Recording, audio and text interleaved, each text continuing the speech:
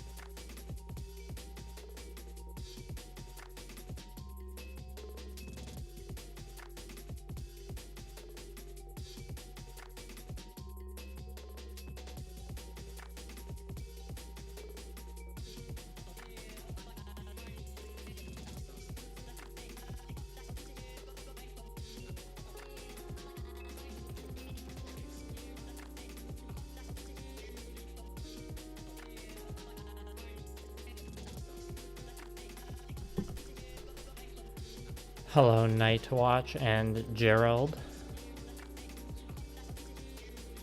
How's everyone doing? I'm almost ready to get started here.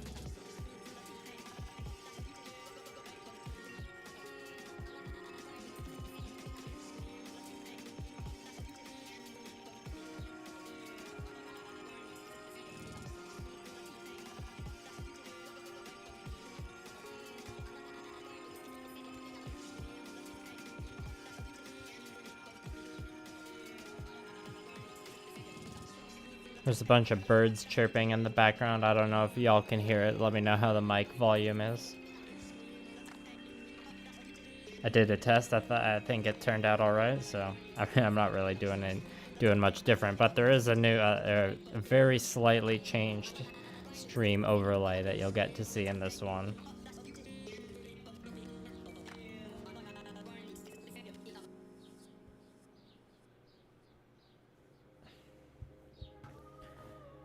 Okay, let's lower that, shall we?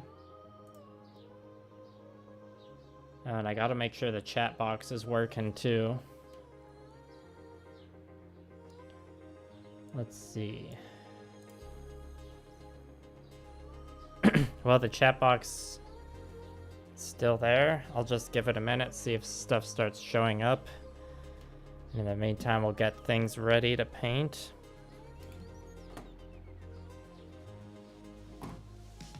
I should make sure my phone ringer's turned off.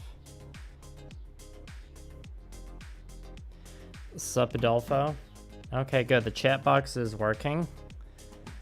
The four of you that were there before don't show up in it. Dolfo's the first message, so congratulations, Dolfo. Sorry, everybody else. Okay.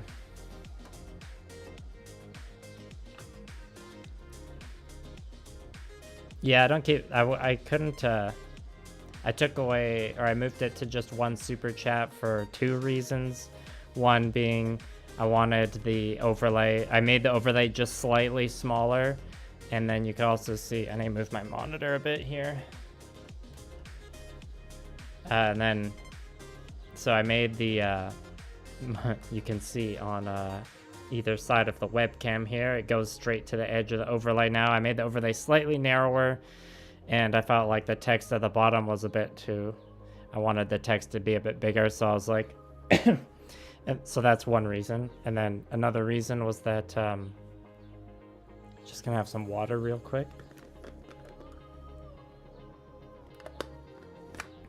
Another reason was that I couldn't quite, I tried two different settings for the highest super chat box, and one of them, or they were tallying them in different ways.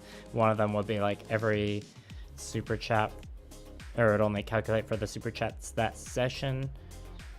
And some of them it would accumulate like all your super chats and add them all together.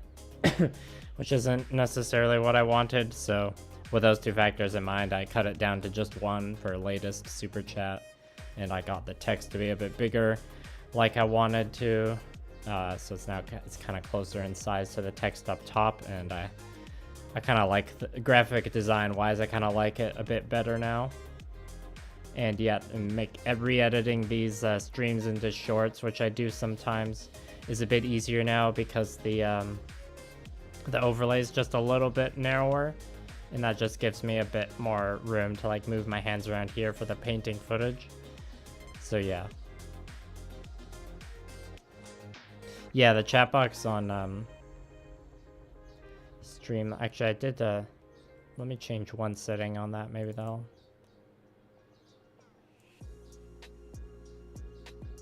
Okay, I changed the setting on it, which reset the chat box. So keep those chats coming. We got to keep testing this.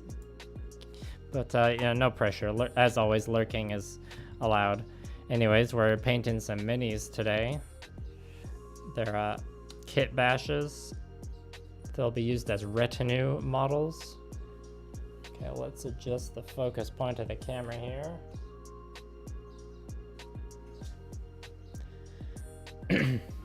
Thanks for complimenting the layout. I think it's an improvement, and it's still like it's not much different. So this is the duelist retinue member.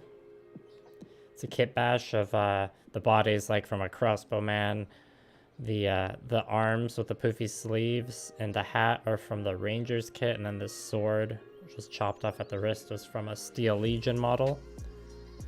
And then the other retinue, which I believe this one under the first blood stats is called a warrior. And he's got a spear from the Gilded Legion, another crossbowman's body. The arms came from the Gilded Legion on this. The shield is from a knight. The hat is from Household Guard. Yeah, this one is the warrior stats. Well, I need to refill or rehydrate the palette, but first we gotta get our can crack in. Very good. Hopefully y'all could hear that.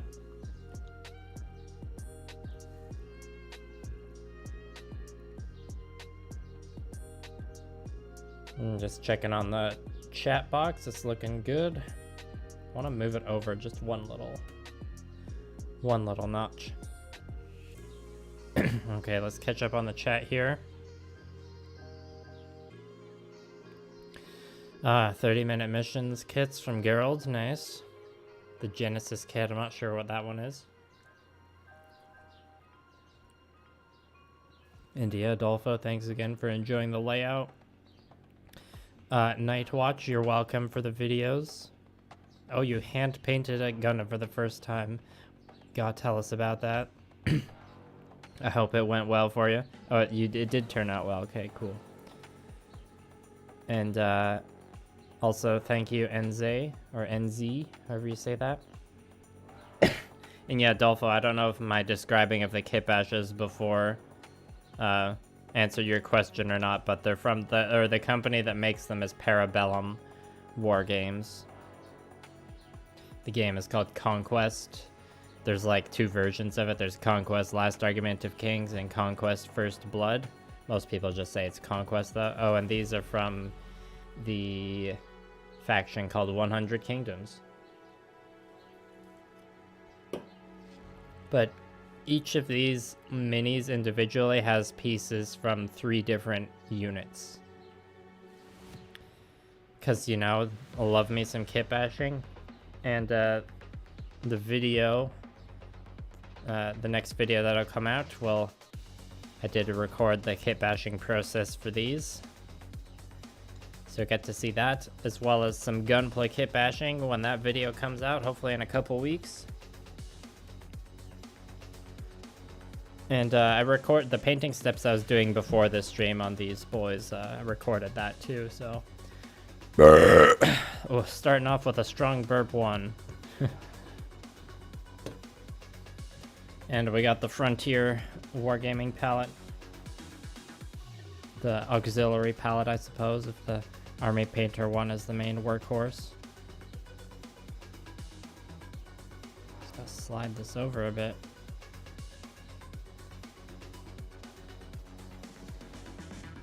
Yeah, we're just getting that sponge re-moistened. And all that good stuff. Try and get the air bubbles out as well.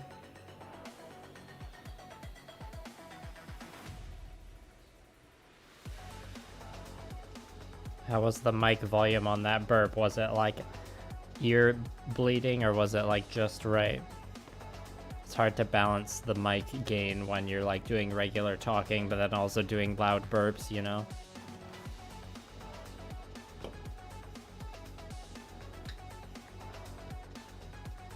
And thank you to everyone who enjoyed the latest video and gave it a watch and all that good stuff. It's been doing pretty well.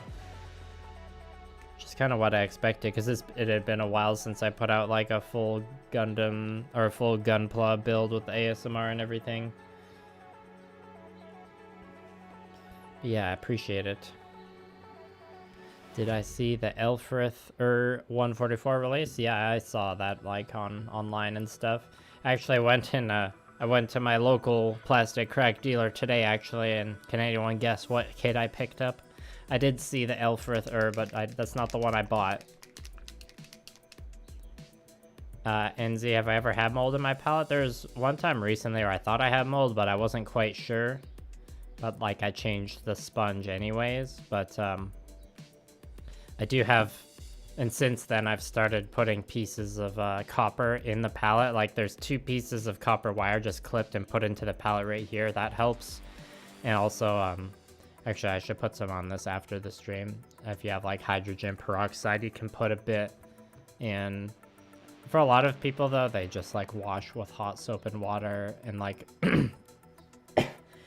change their palette paper often enough. That's not really a problem. I think the main reason why I thought I might have gotten mold was because I just like left the palette like, and I just didn't change the paper for a long time, because like the Gushin project went on for a long time.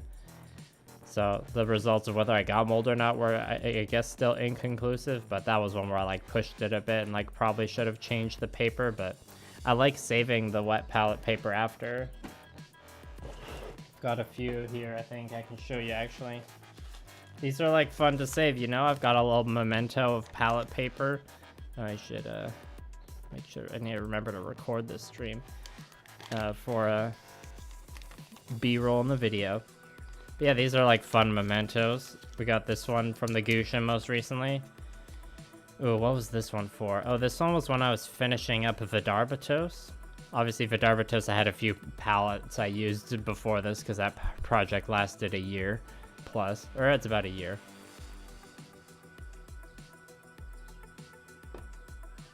Yeah, getting a kill team box built and painted. Do you have to paint like all the terrain and both kill teams in the box all yourself, or is some friends helping you, Dolfo? And that's not the one I picked up, Gerald, but good guess. I'm not sure if we got any shipments of that in my area yet. This is for the Astray, the Shimazu Astray. Anyways, that's enough palette paper for now. I wish I had started saving those earlier, because I would have a few more by now.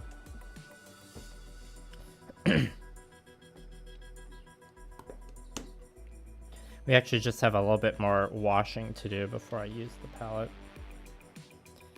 See, this one we've done the armor wash on.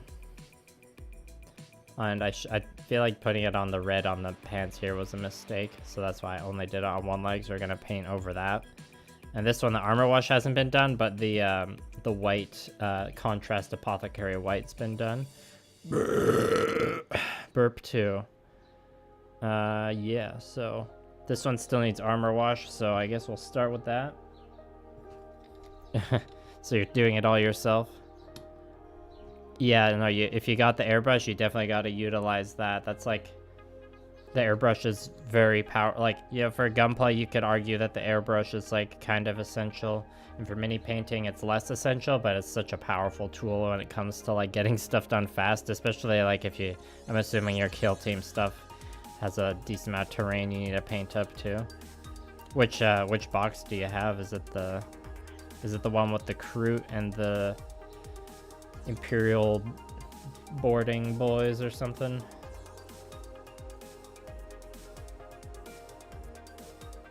And so the kit I got today from my retailer was the Figurized Standard Blue Eyes White Dragon.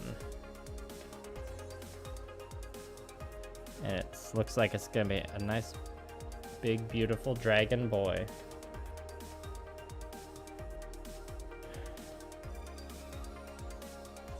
Okay. So this stuff, gotta make sure it doesn't pool, and I'm being like, I guess, somewhat selective in my application.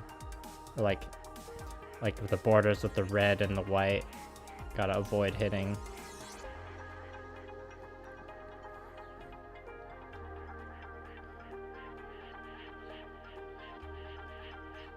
But you know, if there's a bit of spillover between the borders, it's fine.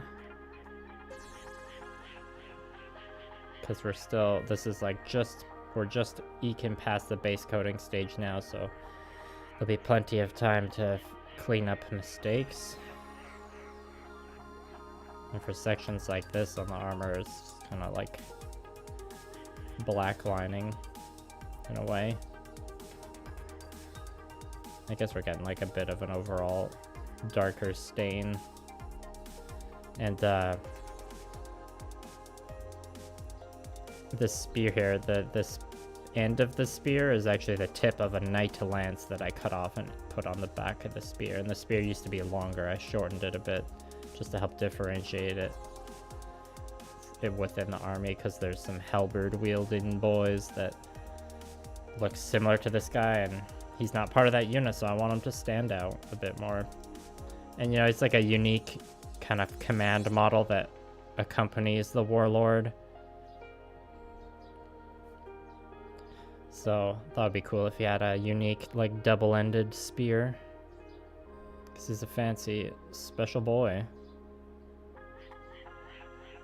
I've spilt a bit onto the pants there.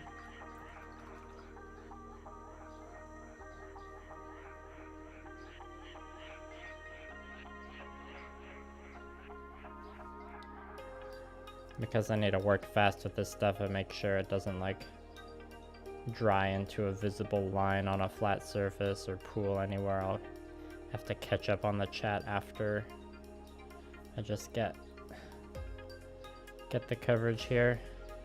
And do let me know if I need to pay more attention to where the camera is focusing though. Because that I want to make sure I want to make sure y'all get a good view of the mini the whole time, you know?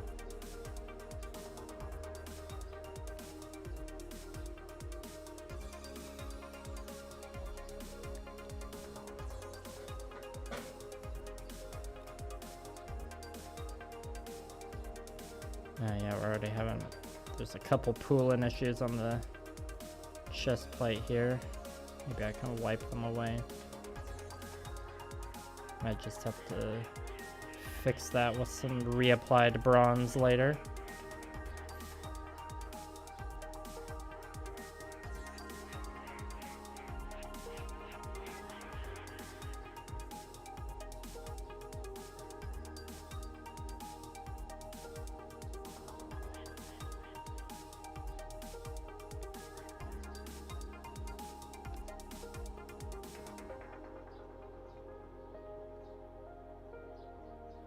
And like how it goes with most of my minis, I'm kind of doing the opposite of my Gunpla, and I'm opting for speed because I got a lot of minis to paint, so we're doing what you would call a tabletop quality paint job.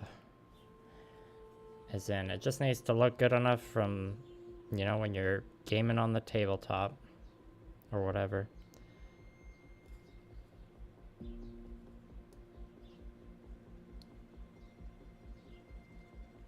Even when as I'm saying that, I'm realizing like tabletop quality can mean like different things for different people. Like there's definitely varying levels of quality within tabletop quality itself.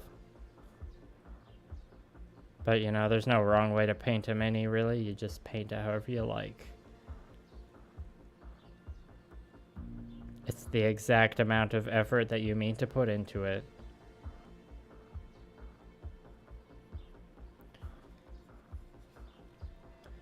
I'm sure I'm not that I'm sure, I'm positive a lot of the mini armies in my collection have like varying qualities of paint jobs within the army.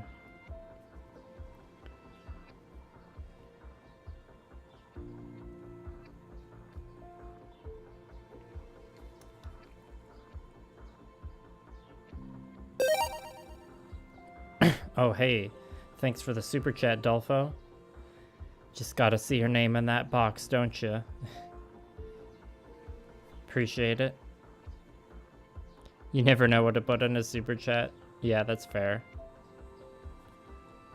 I mean, a decent amount of the super chats I've gotten are just like one of the default super chat emojis that YouTube presents you with. You get the little synthesizer, like serotonin noise, though, from the stream software that I programmed, though, so that's the real exciting part. And it validates the effort I put in setting up the alert when I get to see it go off properly. Same thing with the super chat box I redesigned for the stream overlay.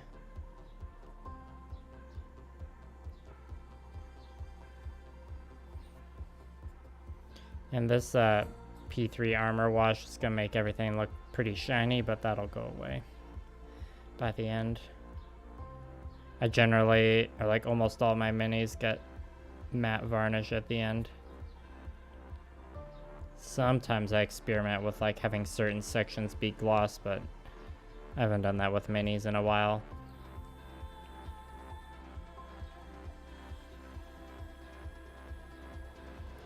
Okay, just need to do the shield and the hat, and then I'll catch up on the chat.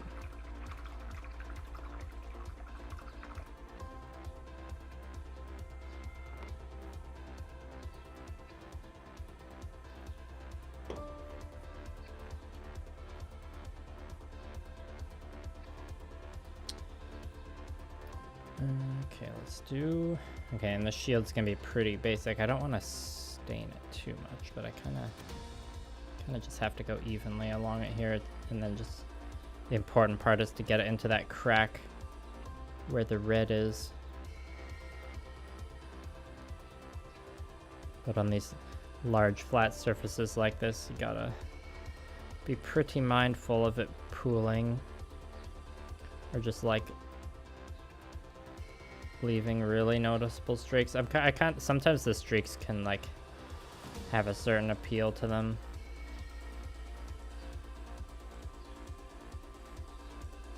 As you can see, I'm using my finger here too. Don't know if that's an effective tool or not.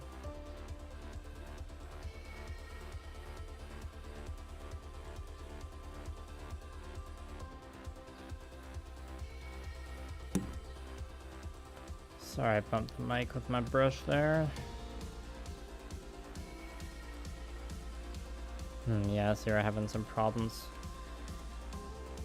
We'll just have to fix that with a bit of bronze later. And last bit to armor wash is the hat.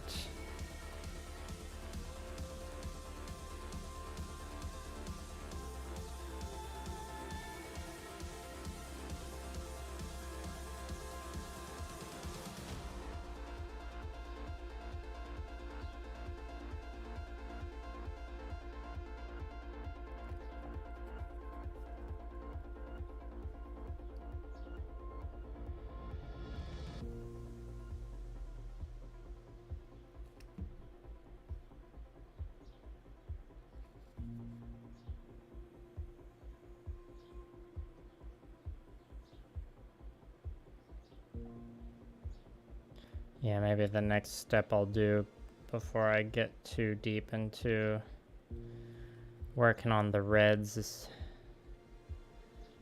to tidy up the metallics. We'll see. Okay, now I can catch up on the chat. Oh, Into the Dark. That's the box you have. I feel like that was the one with the crew. Oh, the Infinite Dimensions Genesis. Okay, I've heard of that one. Yeah, that looks pretty cool. Would I make more Gundam Artifact NZ? I would. I don't have any right now, but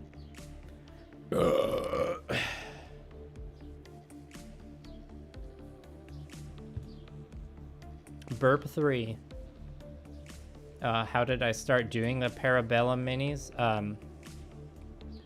Well, like I said in the first video, the like main video I did with the Conquest minis was back in 2021, and in that video I said I was turned on to the game by Heath from Hobby Time in the Murder Basement, as in there's an episode of Hobby Time in the Murder Basement where I interviewed a guy from Parabellum Games and they talked about the game, and I'd like heard bits and pieces about it earlier, but not much really. And the game seemed neat, so after listening to the podcast, I, started reading it more about it, and eventually just like ordered the 2-player set and got started in it, and then made a video about it. I got the affiliate code after making the video about it, because the company was like, hey, that was a good video, do you want an affiliate code? And I was like, yes.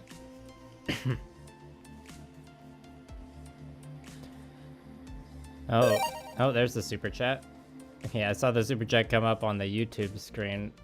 I was worried the alert wasn't gonna go off, but it just did. So thanks for the super chat, Gerald. Is it Gerald or Gerald? And glad my hand painting can inspire you to paint your kits. I guess, so did you start, so you're a Gunpla person then? Or do you do Gunpla and minis? Anyways, while that armor wash is drying, the armor wash on this one's done already. We did a bit of a sepia wash on this paper here, which is also what this guy's hood got, but I might change that. And then, yeah, we need the apothecary white.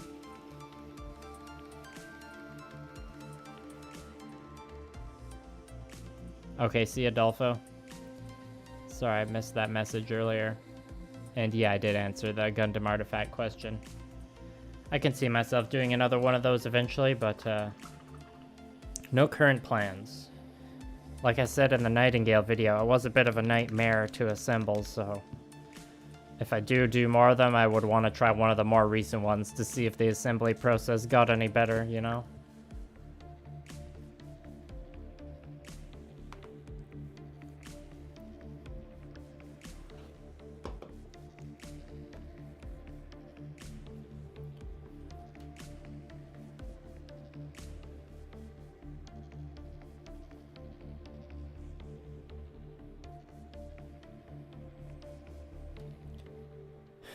Alright, now this stuff is only going on the white. But, because of the nature of these sleeves, the white is really close to all the reds, so there'll probably be some spillover, and I'll have to redo the red base coat anyways, just because I don't like how it looks on the pants there. And, this Citadel Contrast paint's been around for a while now, but I've still, haven't really used it much. Probably mostly due to price, but this apothecary white stuff is pretty good.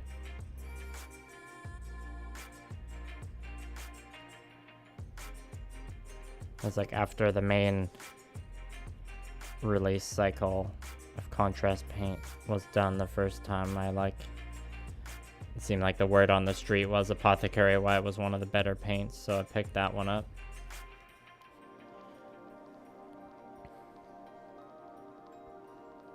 It is one of the paints I had to put a mixing ball in, so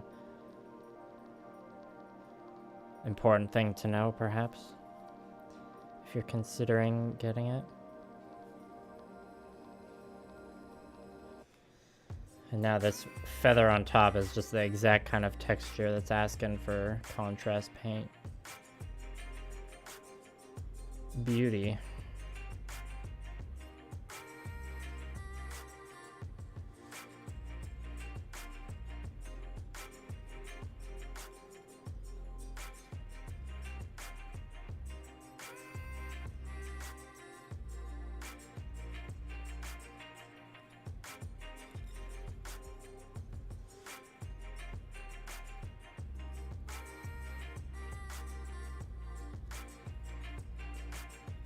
Yeah, no, this is the part where I might just...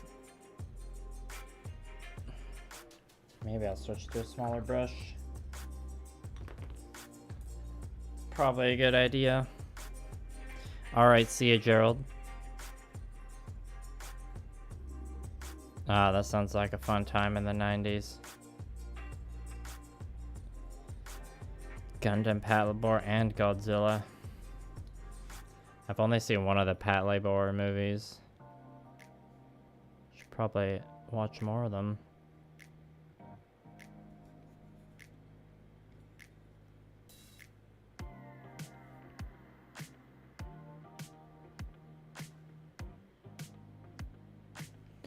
Yeah, I was, I guess, doing the pattern of white and red like this on this man's poofy slaves is a bit extra and try hard, but it's a one-off, like, unique Kitbash model, so for me it's worth it to put in that bit of extra effort. And these poofy slaves are just really scratching my Warhammer Fantasy Empire itch, you know?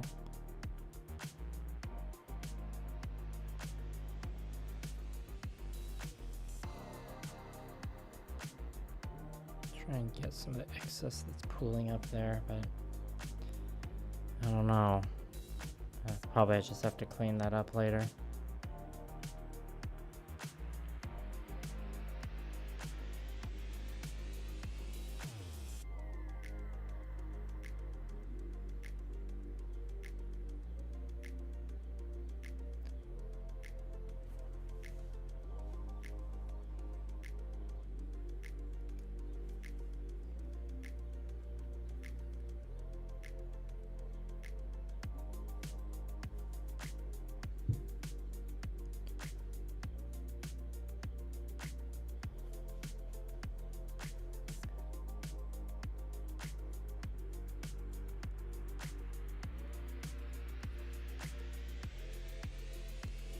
I guess this is also the first stream I've done since before the Gushin video came out, so we can have an impromptu Q&A session.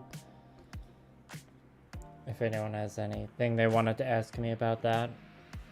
I guess every stream is kind of an impromptu Q&A session, though. If you have questions about anything, you can ask me live. Sorry, I keep having to clear my throat. Of course, that starts happening when I start streaming.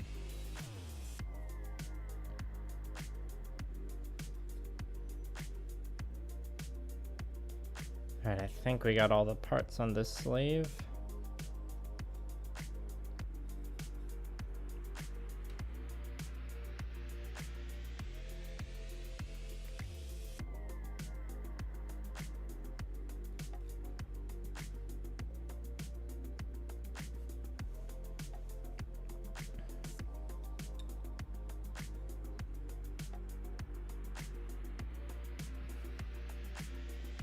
Oh yeah, and if you've seen the other conquest models, the other 100 Kingdoms models I've painted, and you're wondering why I'm not doing purple, my gimmick with the color scheme for my 100 Kingdoms is it's gonna go by like unit type.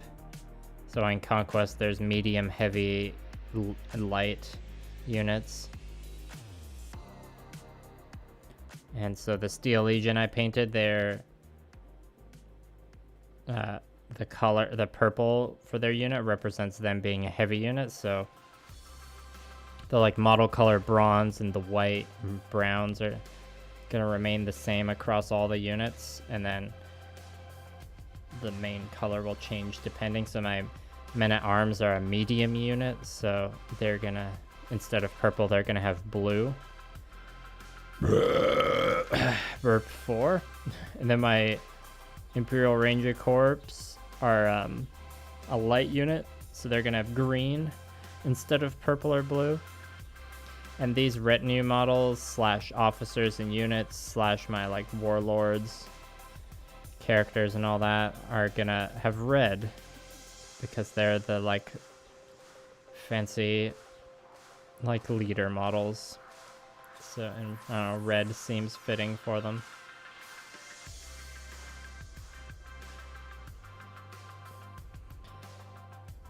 And I'm not doing a gimmick like that for my Spire's army. They're more like, or it felt like flavorful with the 100 Kingdoms, because, you know, they're like an army raised from a bunch of different dukedoms and fiefdoms or whatever, but the Spires, they're all like an alien like horde of spooky boys, so they can all be a similar color, whereas the 100 Kingdoms, they're like, they have their armor and like the white accents unify all the units together, but then there's also a kind of fun mix of colors, kind of like a more toned down version of the Bretonnians in Warhammer Fantasy, where you have a bunch of different colors of knights in like the traditional armies anyways. Okay, I think that does it for all the washes across these.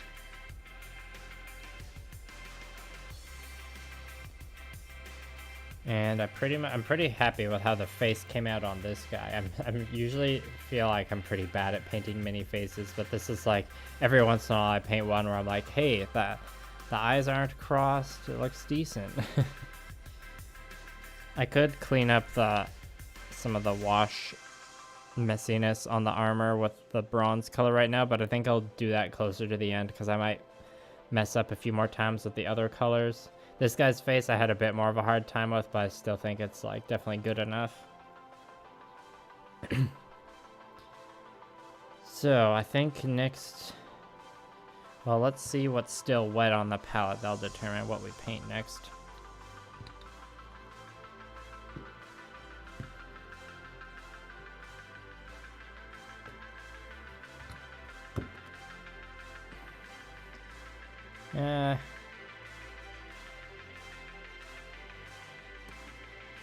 Not much. So I think what that means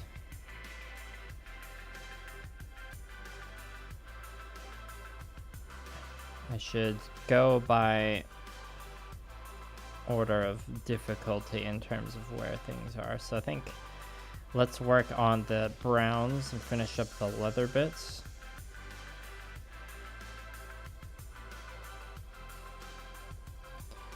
Yeah, because that'll involve more reaching the brush into the nooks and crannies and potentially making mistakes. So the kind of padded leather jerkin here, the darker tone is just a mix of black and burnt umber, and then the border part is just straight up burnt umber. So let's continue mixing black with burnt umber, but less black. And start some highlighting.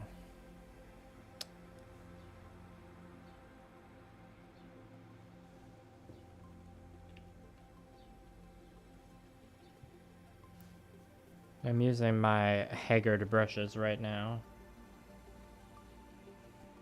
because overall this is a more casual painting project.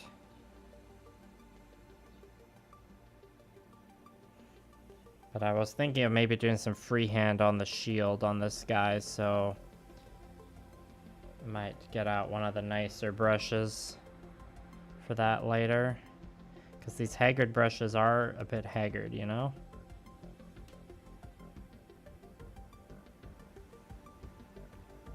It is nice to like paint with a haggard brush though, because I just don't have to care about like keeping the brush and or like being really gentle with the brush, I guess. I can just like smoosh it around and paint and focus on the painting and not like how expensive the brush I'm using is.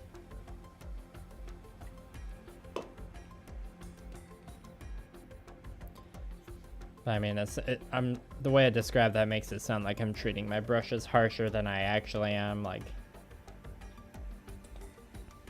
I don't think I'm that rough with the brushes.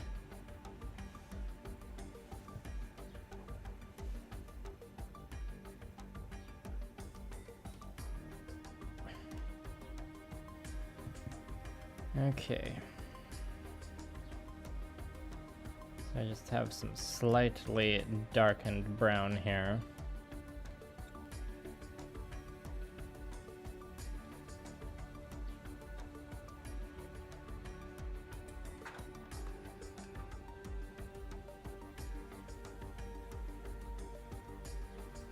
the camera a little brighter.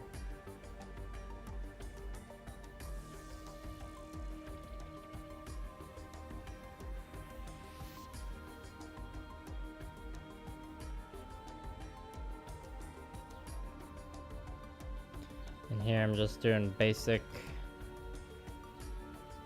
highlighting on the raised areas. Could possibly do this spot faster with dry brushing, but it'd be a little risky in terms of getting paint in places it's not supposed to.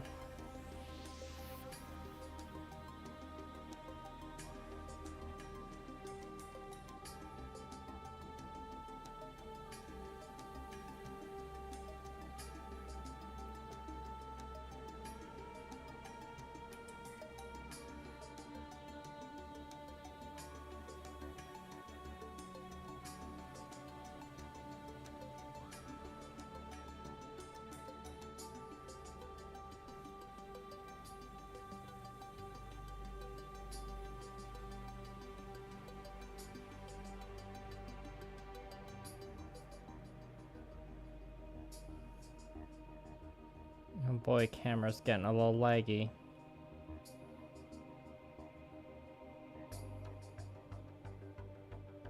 It's probably the capture card that's the thing getting laggy.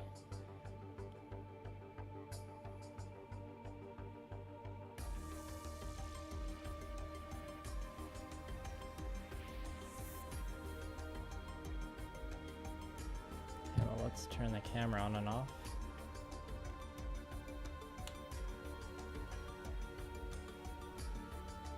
There we go, all better. Okay, these areas up here we need to be highlighting with pure burnt umber.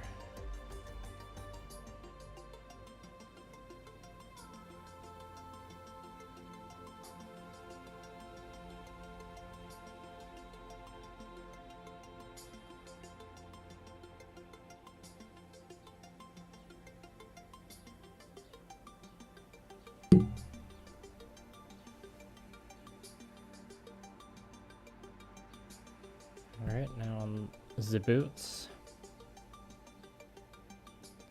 Overall, this guy's shoes are kind of like dinky though. It just kind of looks like leather wrappings. Doesn't look, it's definitely no steel-toed boot situation here. I guess not many medieval soldiers had steel-toed boots.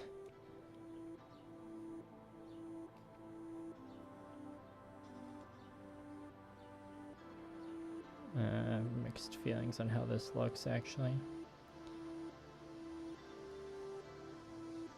I am kind of figuring out a lot of this color scheme on the fly, just because these retinue models, there's only going to be 2 of them for the foreseeable future.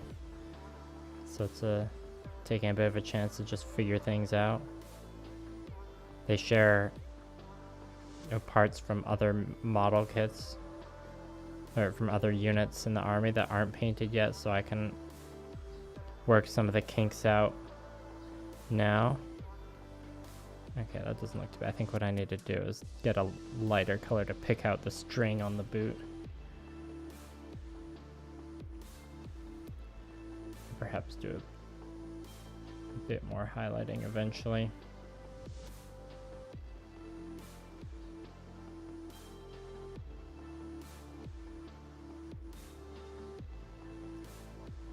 Overall, the sculpt on this shoe is pretty, it's not super detailed. So I kind of want to rely on the brush a bit to create a bit of texture just with the brush strokes.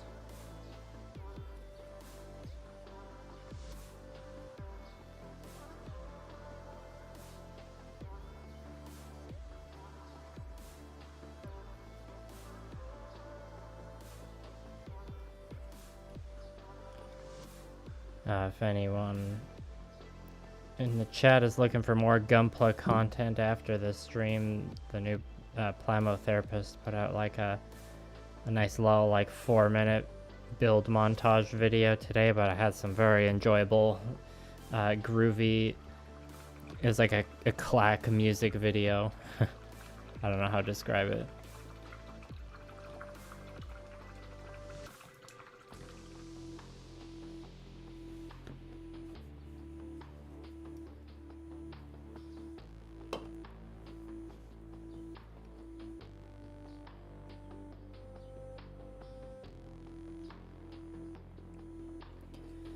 Yeah, there's like a little string on the boot, and I think I kind of have to annoyingly pick that out with the brush. I think that's what'll make it look right. But we're gonna go to pure bird timbre for a bit first. Actually, while this is mixed on the palette, let's hop on over to the duelist.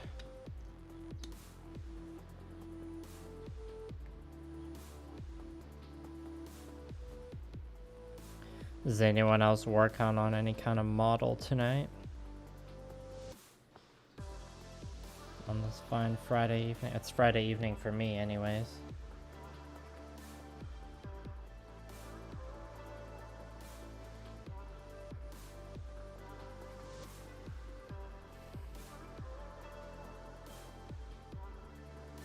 Yeah, and this guy's, the leather parts of his armor.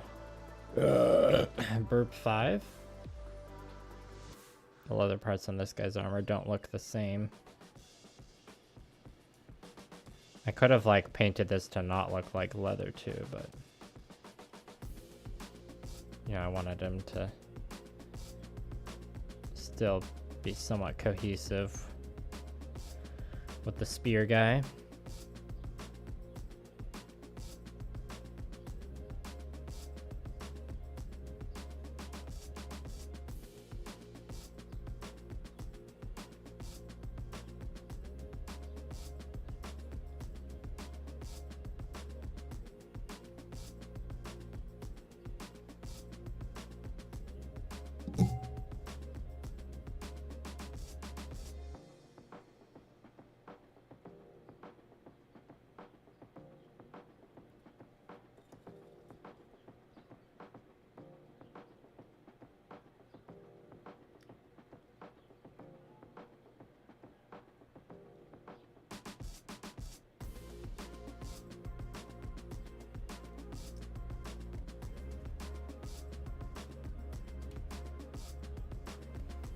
Oh, Face Eater, you're building a new Conquest starter box.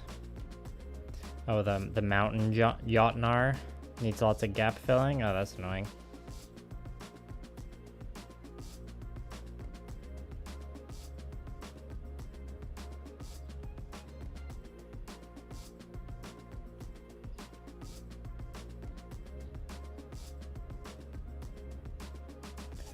And yeah, I was gonna ask which, if it was like the 100 Kingdom Spires one, but I guess that one's like, might be out of print now that they got the City States Nords one.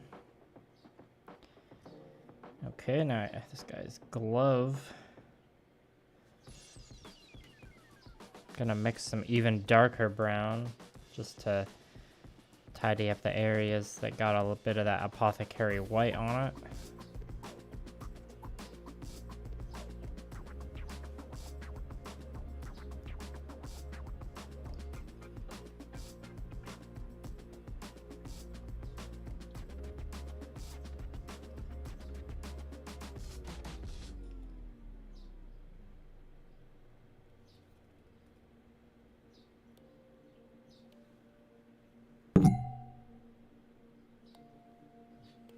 Sorry, I keep hitting the mic with the brush. Gotta find a solution to that, but I don't want to move the mic too far away from my face and ruin the good balance of background music and stuff.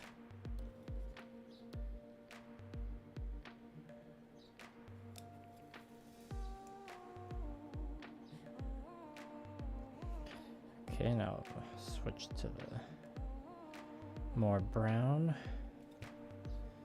Start doing more of a proper highlight.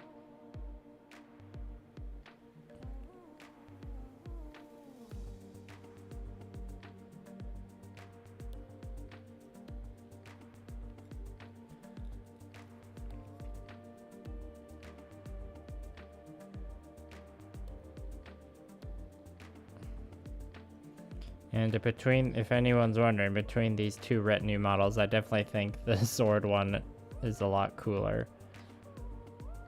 I think like it got, you just, the bits I used with this one are just more exciting. Like we got the poofy sleeves, the floppy hat, and the big sword. Like, come on. Sorry, spear wielding guy.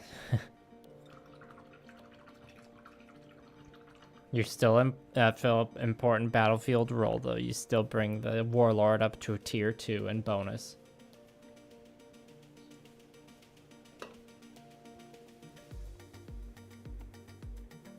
Right, gotta do the boots.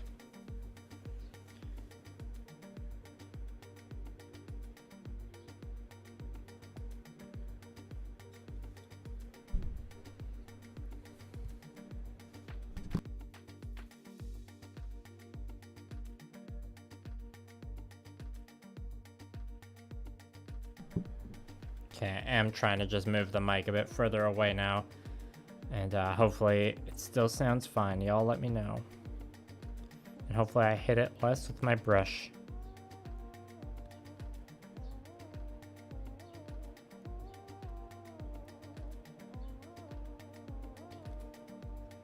Is there anyone from the UK in the chat? Or anyone living in the UK right now? Because I'm going to be at UK Games Expo in just over a month.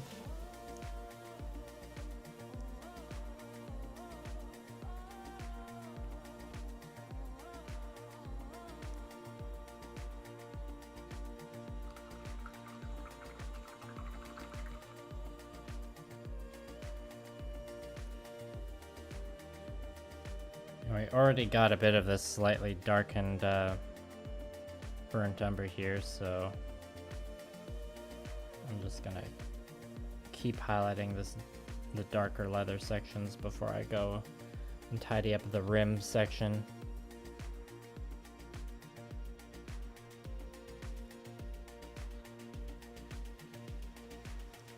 Although I think I want to switch to a smaller brush now.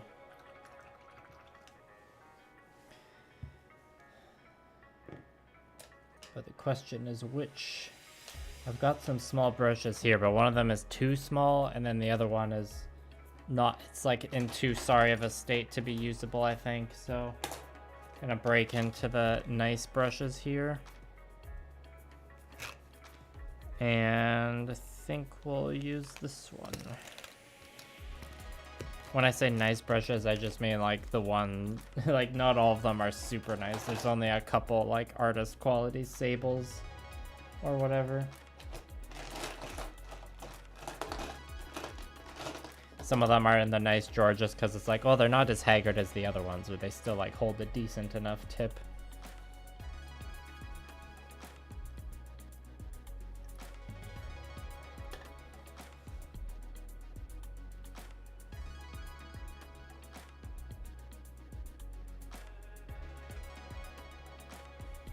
This one definitely has a bit of a hook tip, but that I can definitely work with that.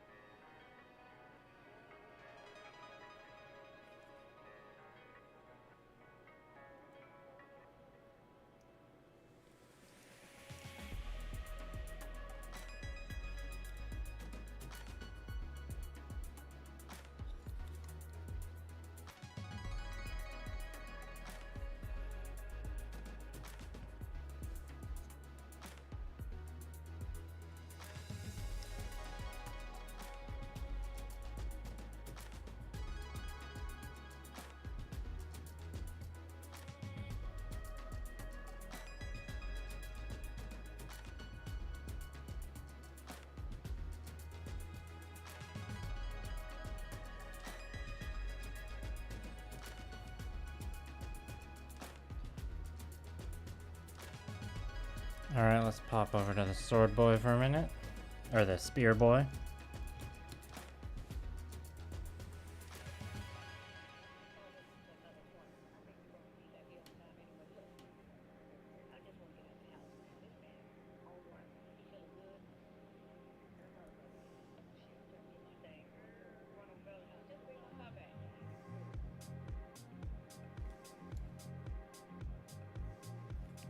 Oh, was that burp 6? This is a strong burp stream so far.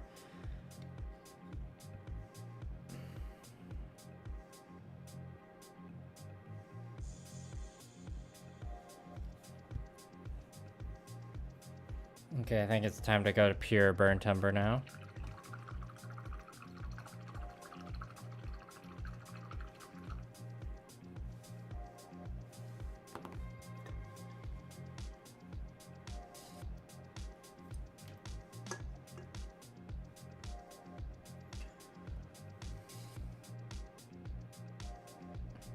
And I know this is a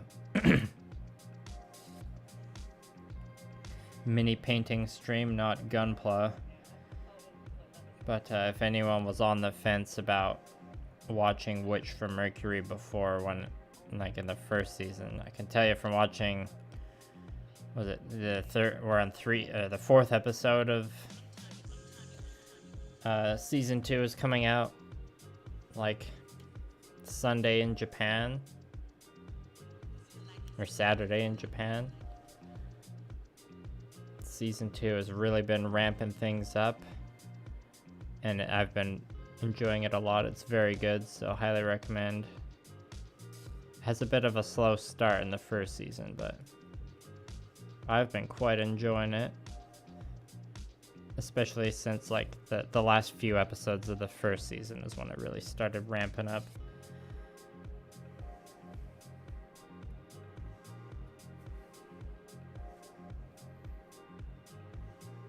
Hello, A Bandit. I am doing some painting and stuff. What are you doing?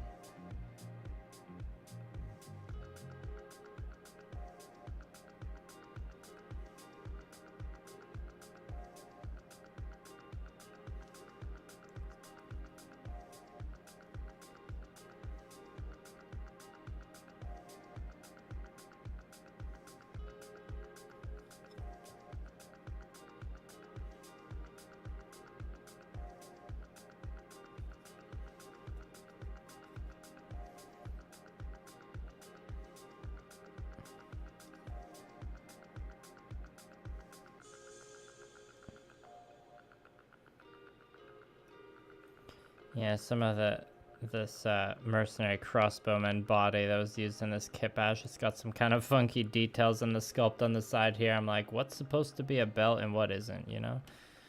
It's one of the older sculpts from the range. Suffers just a tiny bit.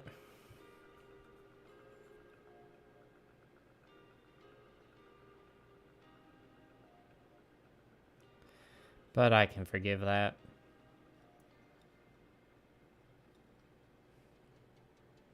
As I have with sculpts from other companies in the past.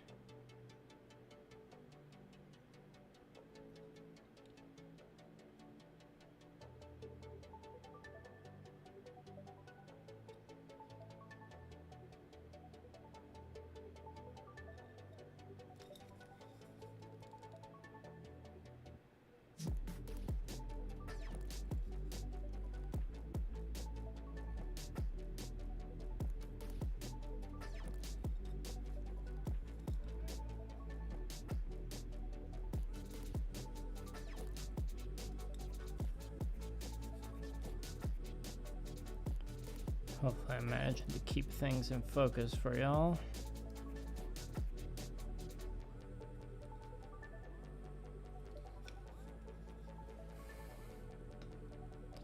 Let the chat box begin. Yeah, you gonna fill it up with some stories, A Bandit? Are you painting any stuff tonight?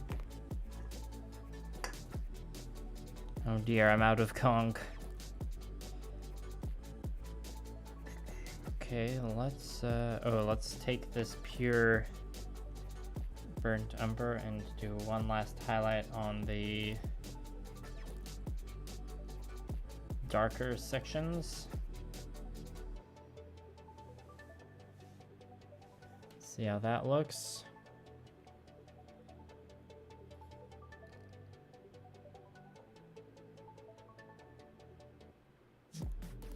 Yeah, that'll do.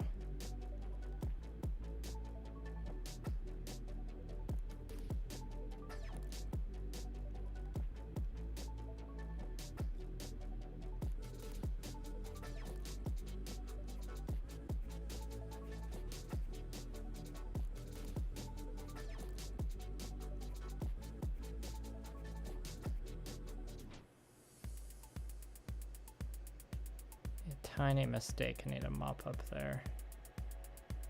Okay, I think I got it. Sup, Shane. Thanks for coming.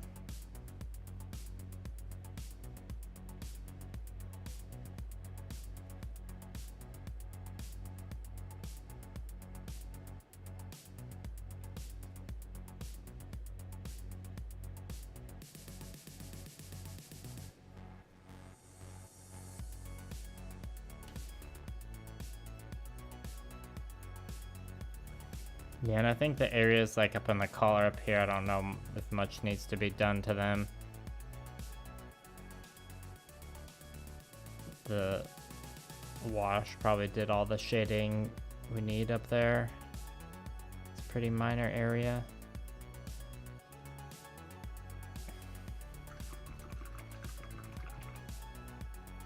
Alright, let's hop back over to the sword boy.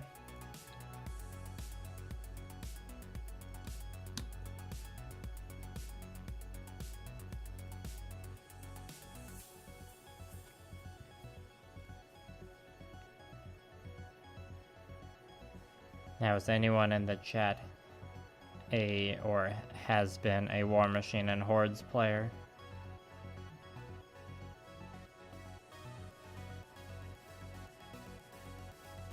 Yeah, no problem with lurking.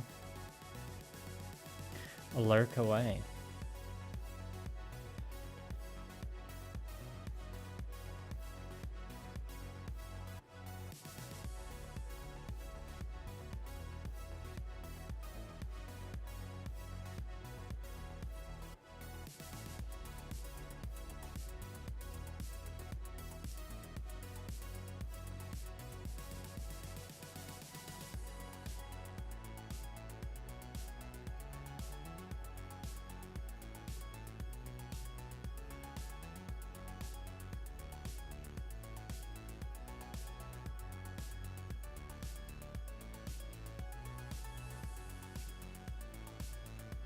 Oh yeah, and I guess it's Warhammer Fest this weekend.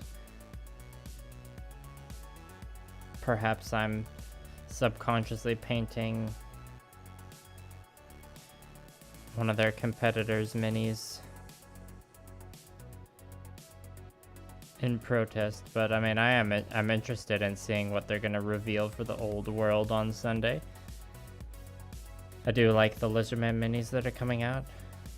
Can't afford to buy them, and even if I could, not sure if it'd be advisable to add to my pile of shame that much.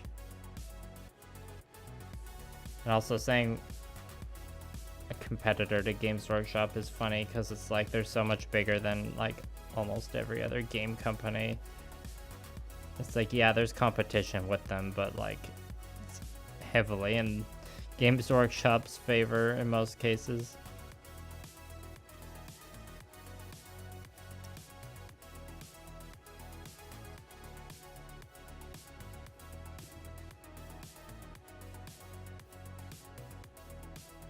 But, you know, it seems like every year indie games, or not indie games, non-GW games are doing better and better.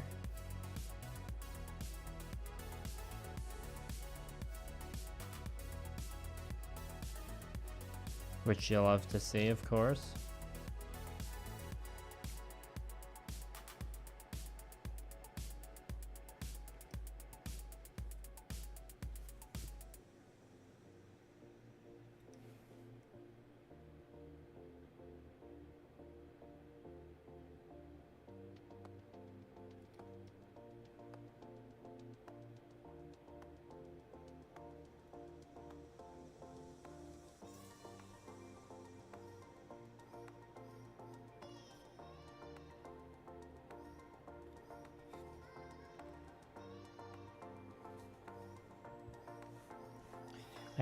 I do need to go in and tidy up these like armbands here with the poofy sleeves, but I'll probably wait until after I like work on the red because I'm bound to make a few more mistakes.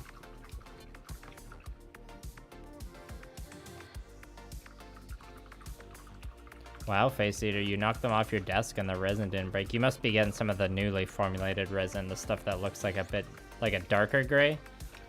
I've heard that the like Well, I mean, and this is not surprising at all. I'm glad they've been doing it. They've like changed the resin mix to be a bit more durable since, because geez, it's been going through some growing pains. With my Kador box, I had some broken pieces and I had to ask for replacements, and then the stuff they sent back was broken in the same place, so I actually there's some like new art revealed from the Bokur Brawl today that I saw on Facebook of the new Chimera faction, and like, I hate to admit it, those minis might get me. They look pretty good. It'll probably be a while before like I can order anything though.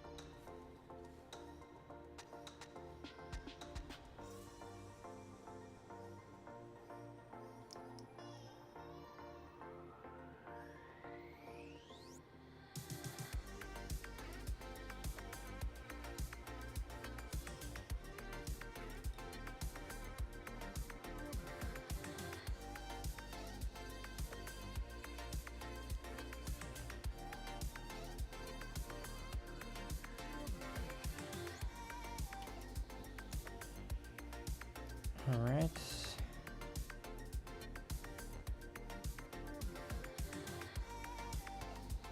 Now, oh, did I get the... I think I didn't properly highlight the boots on this guy with pure burnt umber yet. Building a Zaku 2, nice. Which Zaku 2 is it? On your... And Shane is panel lining the Master Grade Extreme Strike Freedom, nice. You hate panel lining? Are you using, what are you using, a marker? Panel lining can be stressful. I wouldn't say it's my least favorite part, but I mean, your opinion is valid. I believe you when you say it's your least favorite part. For me, it's sanding, probably.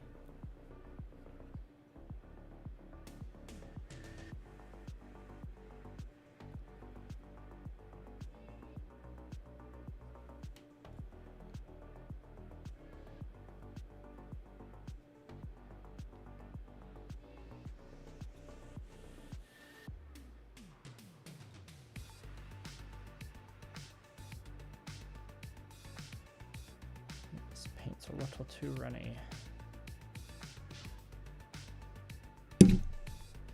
Whoops, I bumped the mic. I said I was gonna stop doing that. Please forgive me.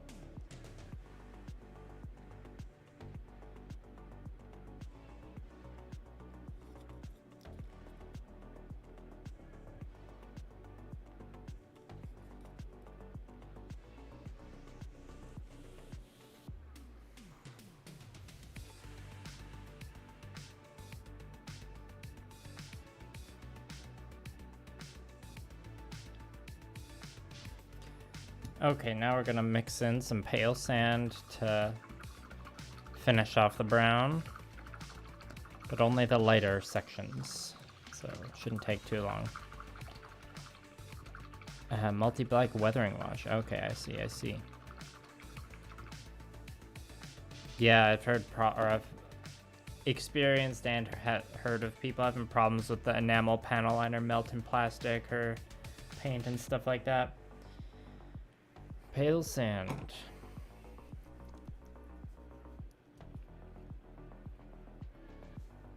Guess I'll mix it right here.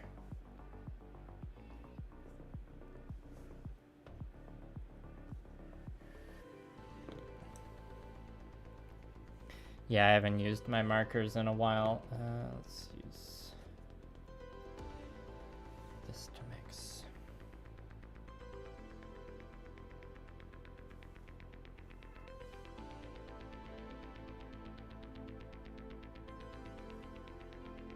Oh yeah, live paint mixing.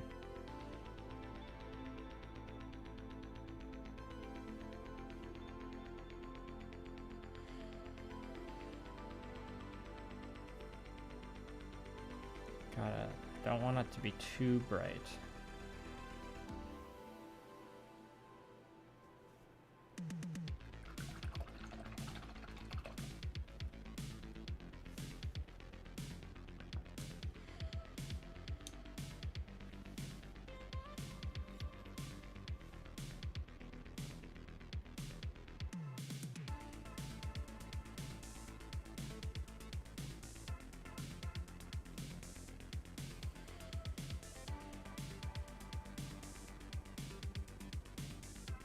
And I gotta make sure I don't go too overboard here.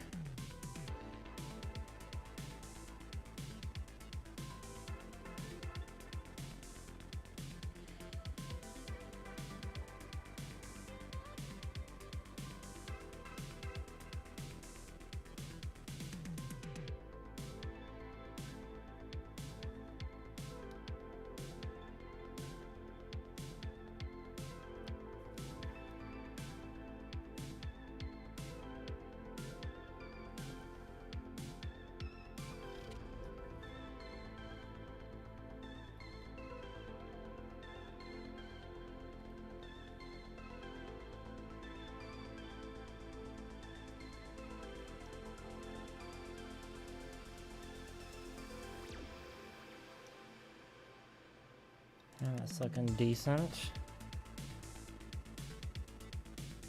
What's nice about these two Kitbash models being just retinue is if I ended up going with a different leather recipe with a crossbowman or whatever unit, I can get away with changing the recipe and leaving these guys as they are, because it's just gonna be the two of them.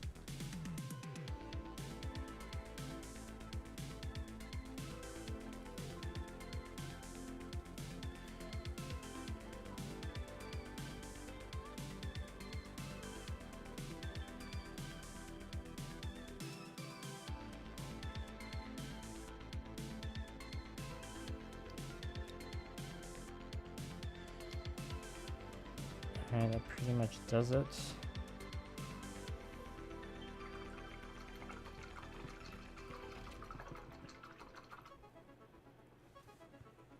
Does it for this model, at least.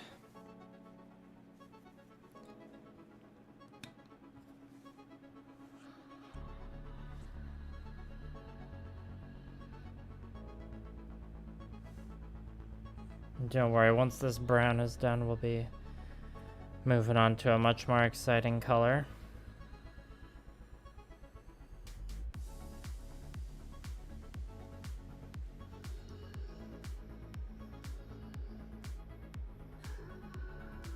Yeah, we all gotta go through those painful noob mistakes at least once. You know, it's the best way to learn. It's always a little painful.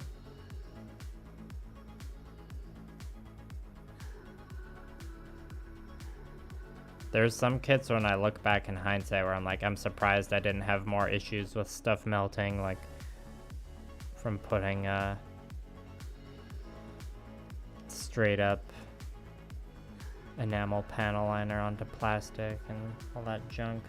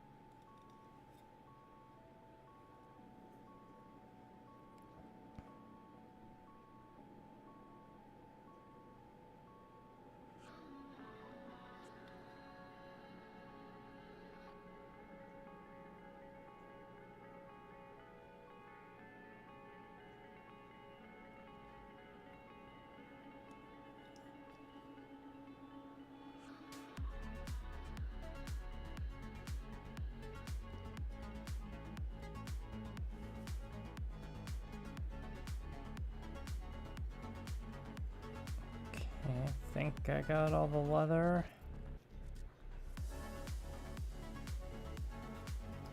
I think I'll just leave the boots how they are.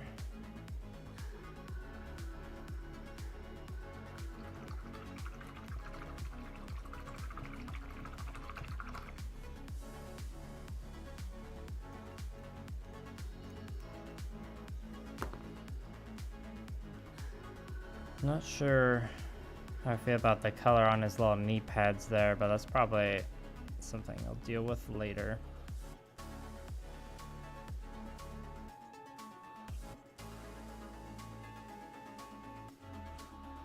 Same thing for his like head, I don't know what you call it, a coif.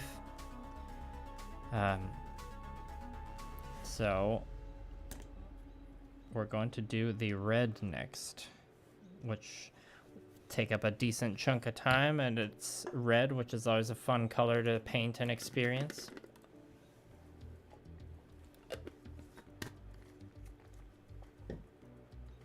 And for the base of this red, we've got terracotta. Oh yeah, Shane, I did see the new Armored Core 6 trailer, and oh my god, I got very hyped for it. It looks very good. It'd be amazing if Bandai made model kits for that, you know?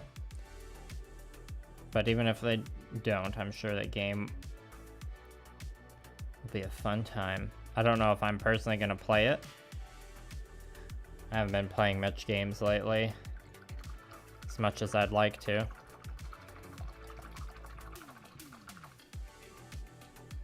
But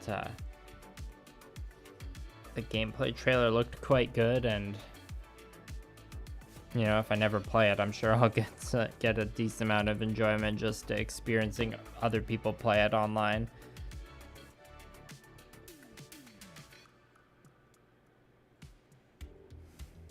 I was debating for a second whether to use up this pale sand that's on the palette for a bit of work. I think I am going to use it just while I'm here. Might as well.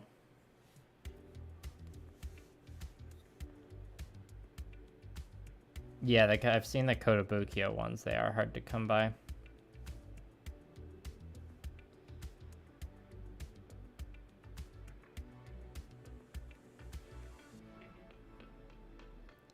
Yeah, I was trying out the new Game Color Sepia wash on his like coif here, but I'm not sure if I like the way it turned out.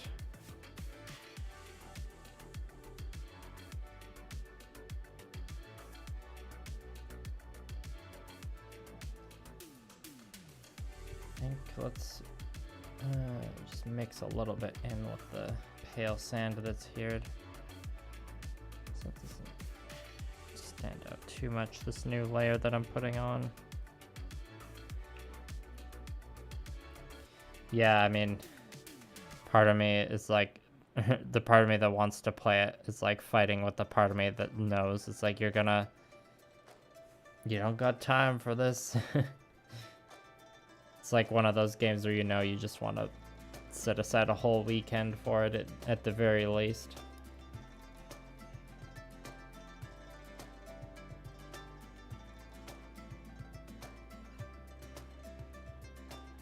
Yeah, I'm just gonna completely paint over this head covering bit for now, and then we'll revisit it a bit later.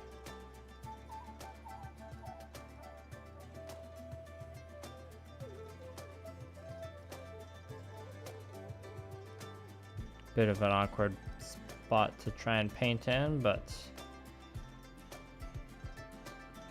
nothing unfamiliar to most miniature painters. It's getting brushes into awkward to reach places.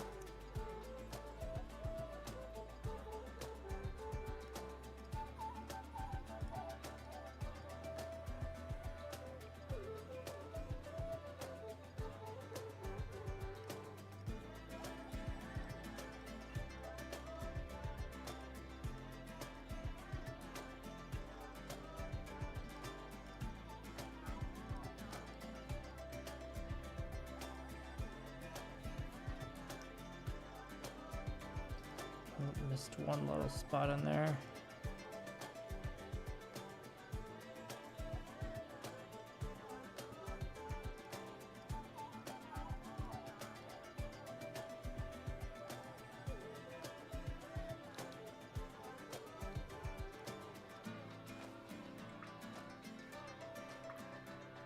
Now I'm seeing a leather strap on the shoulder here that didn't really get washed or anything. I need to add just a bit of shadows in there so it doesn't stand out.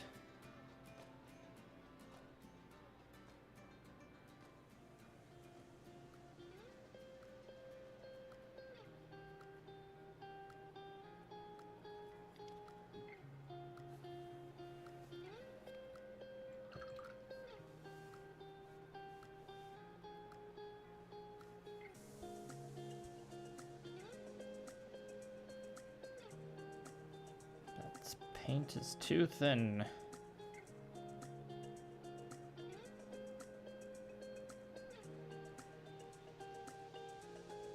Sorry, I know like 5 minutes ago I said I would be painting red.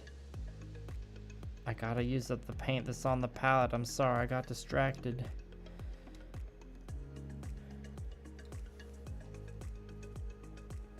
Hello, Ethan. Welcome. Thank you for coming.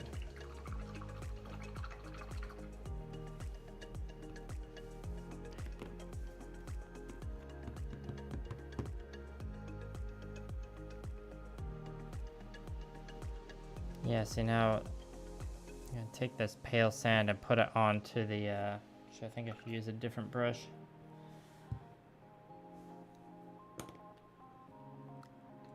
I think I almost want to do like a bit of a stippling thing. Give it a bit of a textured look. I'm gonna try that and see what happens. If it's a total disaster, we can backpedal later. If it's a total disaster, we'll definitely switch to red and just not think about it for now.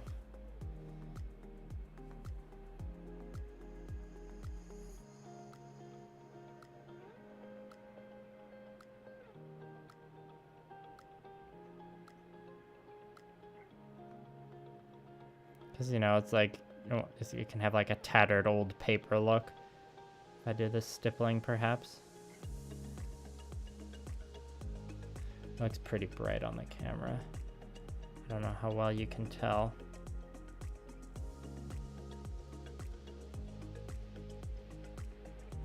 Gotta make sure I don't accidentally stipple onto the glove here.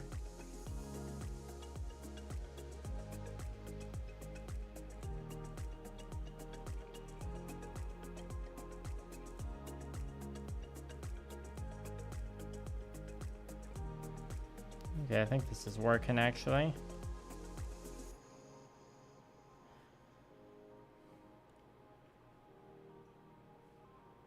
You're gonna Kitbash Gundams, but as the Warhammer 40k Primarchs? That sounds like a fun creative challenge. Do you know which one you'd do first?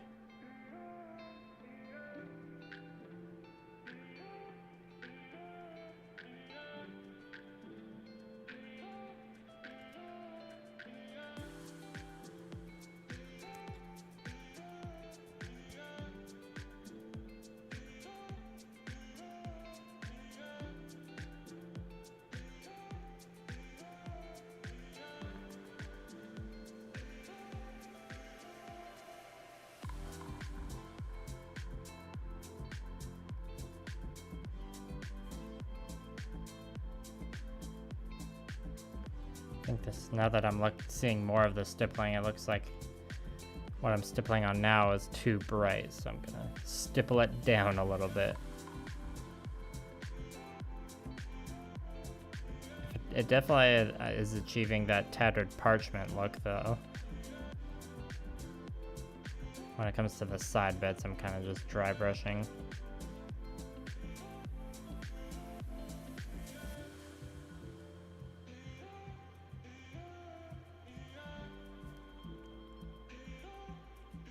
I don't know if it'll look too weird if I do the same for the like fuzzy knee pads this guy's wearing.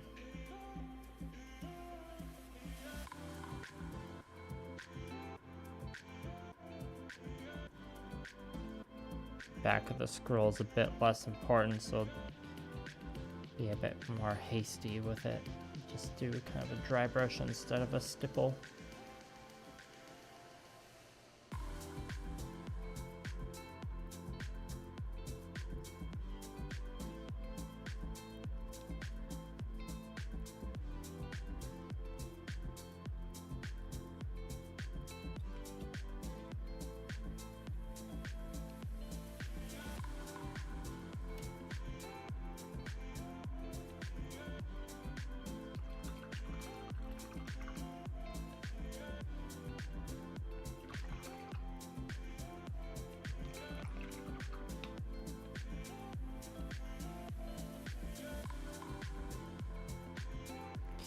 Well, yeah, Shane, the best way is just to dive in and do live practice. So you can see here my painting position, well, I guess I don't know, you can kind of see, like, I rest my elbows on the table, and then my hands, my palms are kind of pressed together, or see a lot of the time my, like, pinky or something is braced against the model.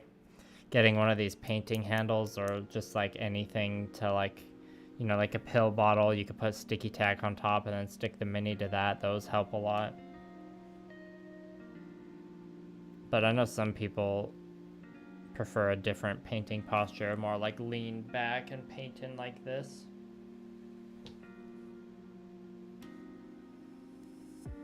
So it'll be up to you to figure out what your preferred posture is. But you know, the usual desk ergonomics apply of, like, yeah, you generally don't want to have like a crooked neck or back. Sometimes, you know, you just gotta hunch over and, like, get down and dirty to get those eyeballs painted.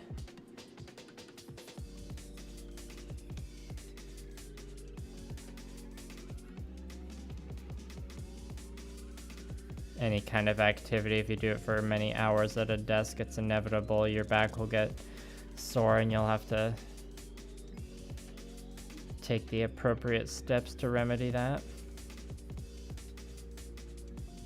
I think there's a guy, I think his channel is called Tyrannosaur or something like that. He did a video a couple of years ago because he has tremors, like bad ones, but still paints minis, and he did a video describing how he deals with it. So giving that a little search might yield you some answers. But definitely you kind of answer the question yourself with your messages, and just dive in and get live practice. Oh, and Ethan, that sounds like a good place to start. Would you use, or what kits would you use in that? When you say the lion, I think green, and that makes me think Zaku, but, you know, things can be recolored.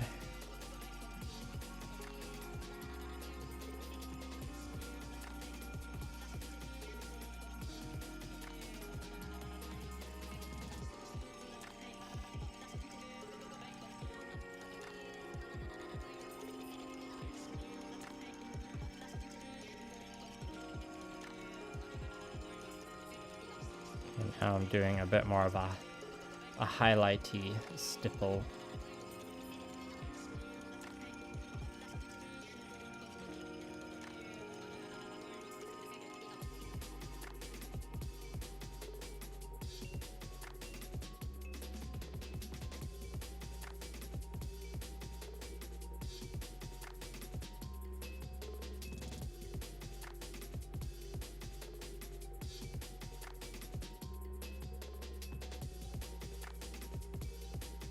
Bracing that texture.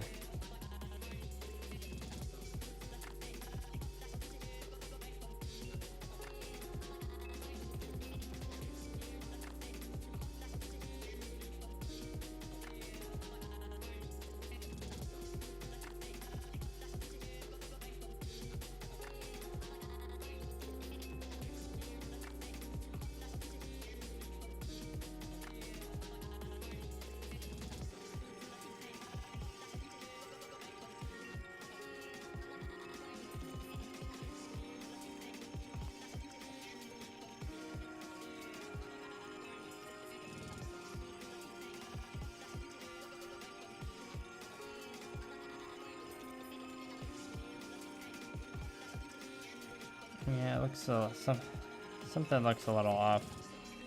Can't figure out what.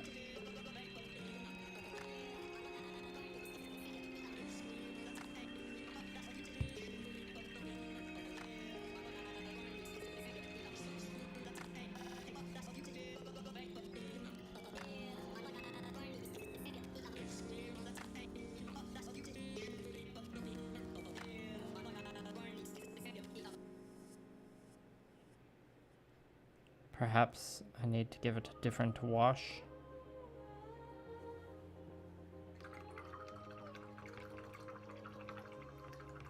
The Helios and the Gien.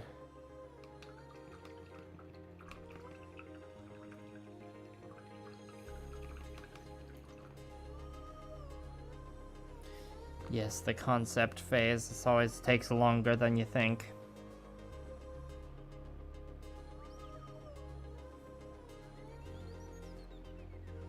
Yeah, I feel like putting some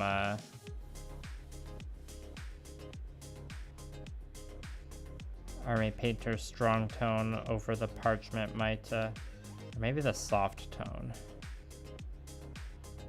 Need to just unify that a bit. I think the sepia wash I used before was just too brown. Let's grab a different brush.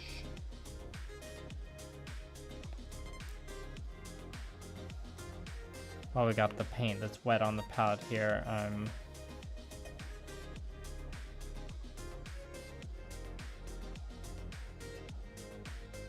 doing a bit of work on the, or just gonna finish up these knee pads. So they don't really need too much done to them.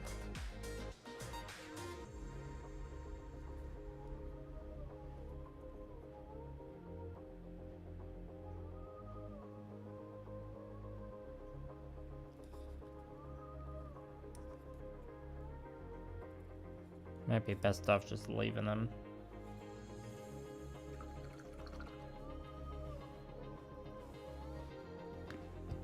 Okay, I'm just gonna grab, oh, we got some strong tone here. I think I have a little bit of soft tone. I'm just gonna grab that quick.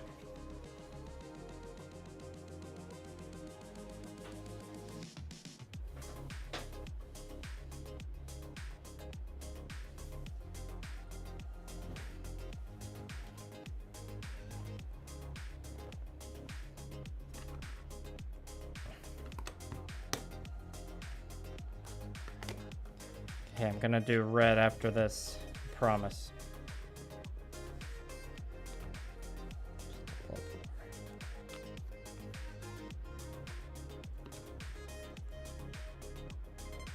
And I think I'll do the whole shield in one go because I want to try some just try and do a basic freehand M shape.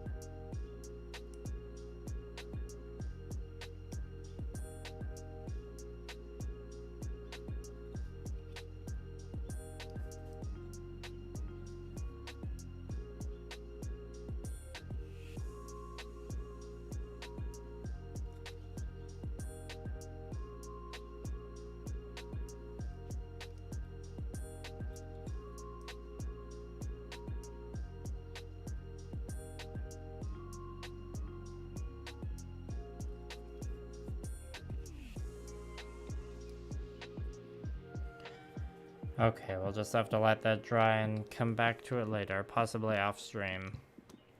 I was planning for these minis to just be quick one and done, but I get too stuck in the weeds. Getting the little leather straps just right and all that.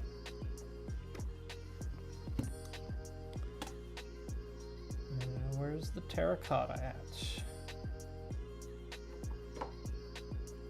Where'd I put it? Oh, it's over here.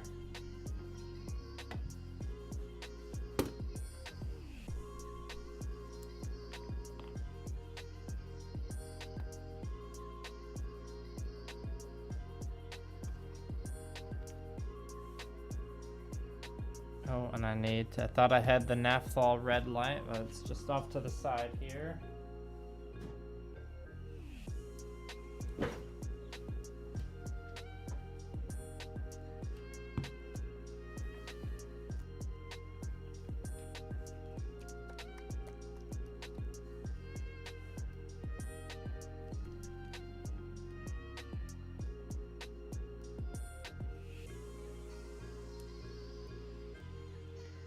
Nozzle's getting a little gunky.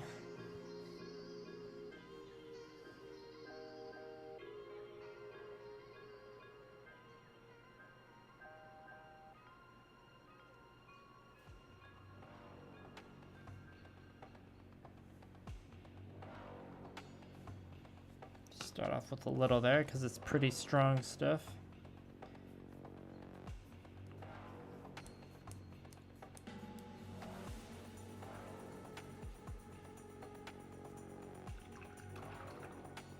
And I don't have a super set plan for the freehand on this shield.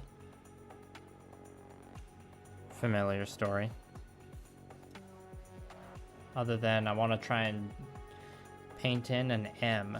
And like an M seems like an easy letter that I could like possibly repeat over across various heraldry and swag in the 100 Kingdoms army of my collection.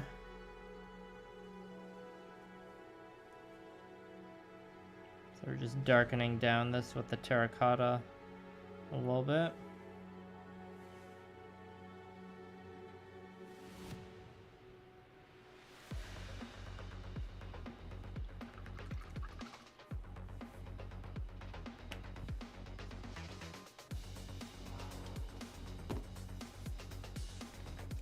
Posture check.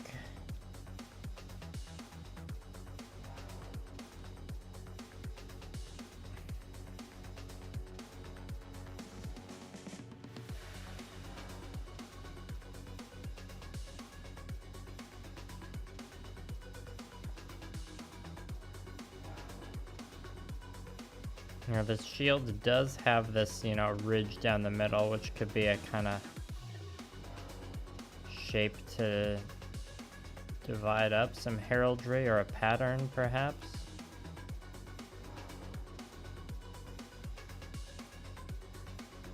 Or 2 M's.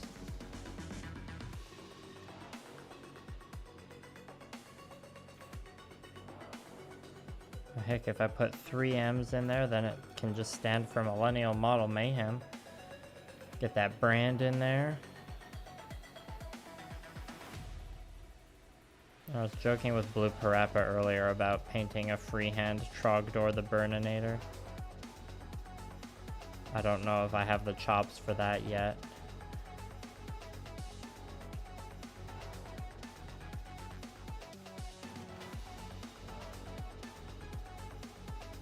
There might be something to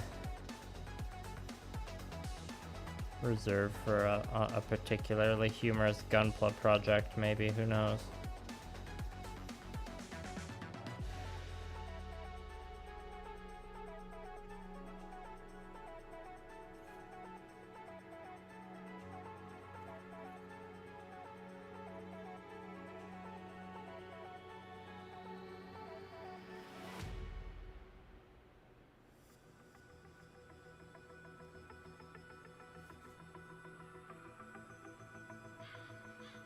It's true, Shane, it's true.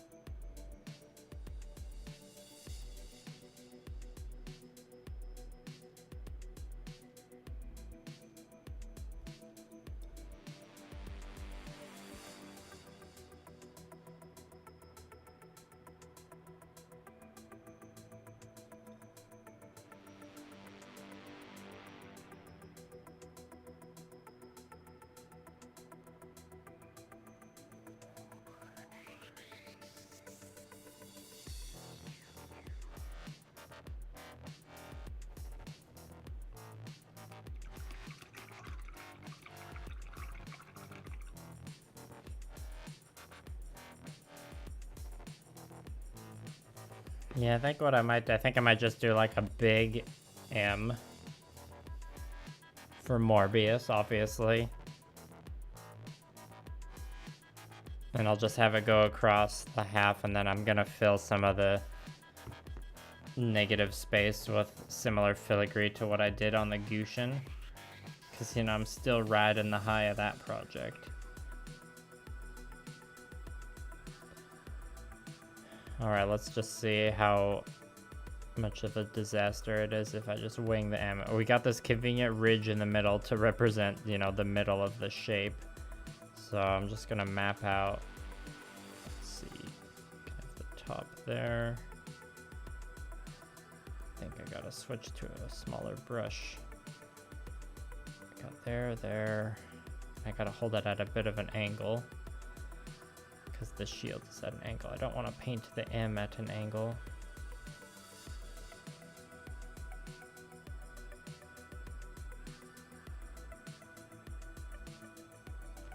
Okay, that's roughly a square. Switch to a brush with better control.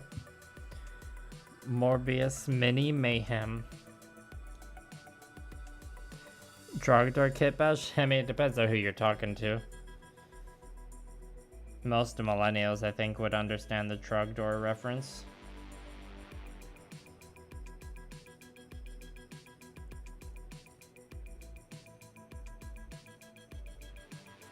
Yeah, now Homestar Runner has to compete for views on YouTube. They don't have their own, like they aren't like, you know, the Flash website they used to be.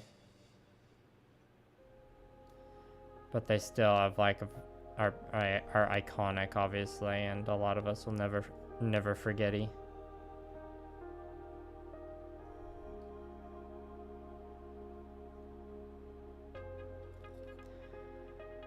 Okay, what does an M look like again?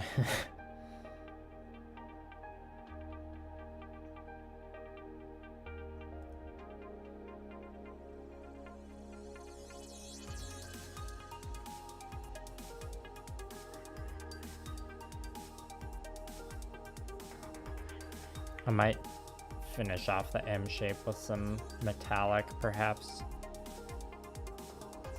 Have it stand out a bit.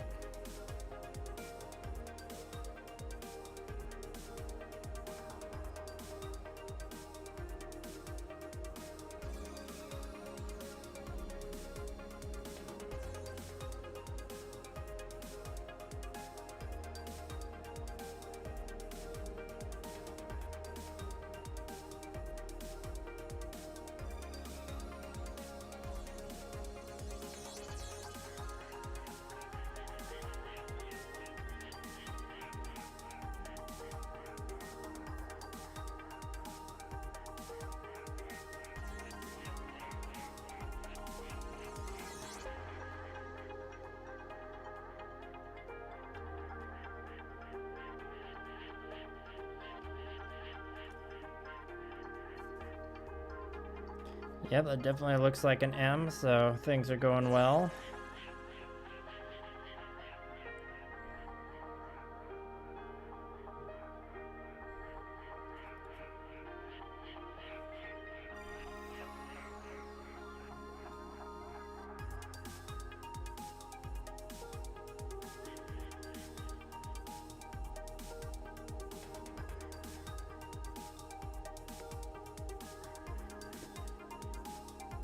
Because it's kind of hard to see when it's that far away. How's that M looking, chat?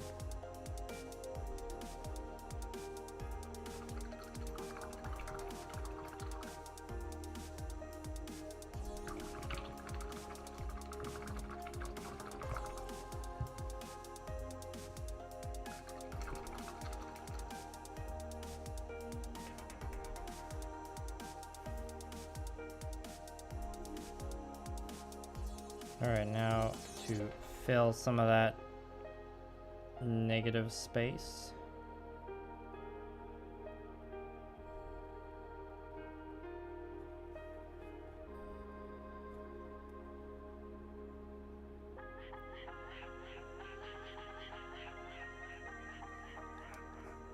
With freehand like how I did on the Gushin. I can tell that I need the smaller brush.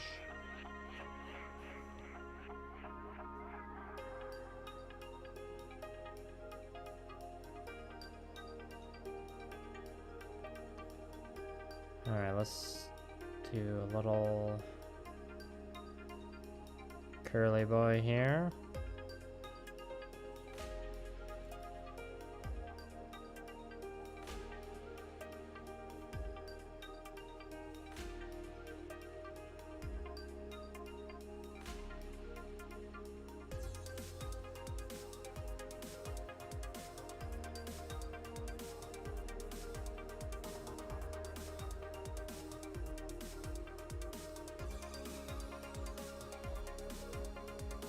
A curvy boy here.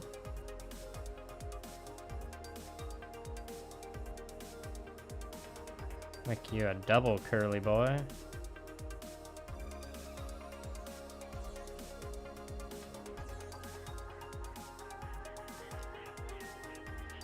And okay, don't want any standalone apostrophes, so just a small curve comes in here. I want every line to like reattach to the edge highlight, if that makes sense.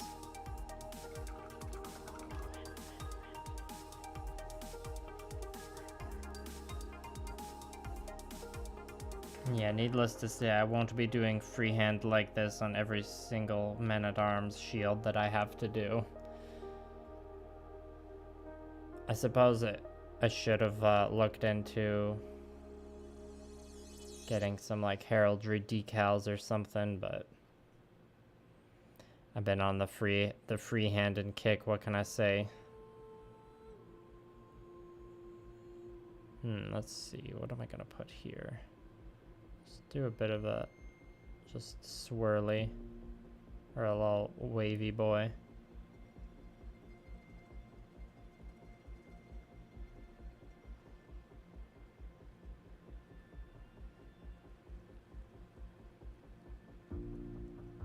Do another one here.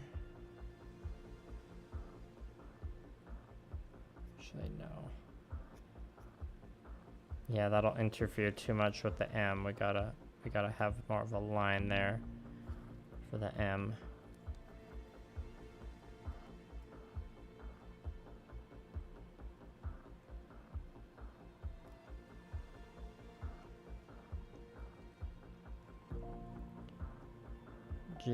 Just had to backpedal that a bit there.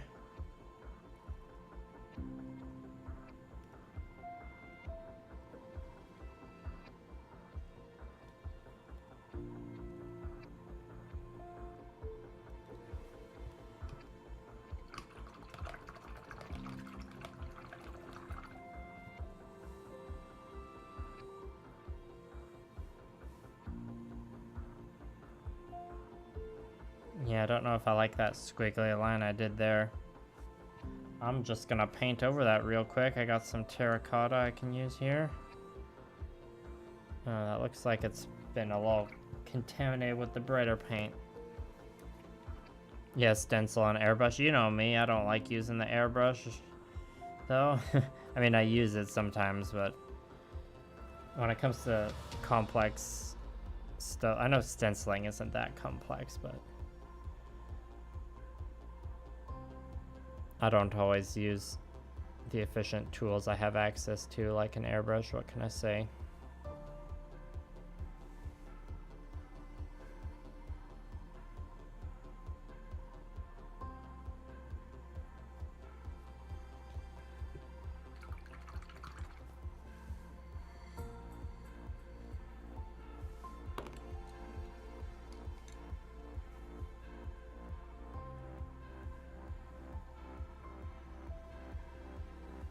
Hello, Fiverr.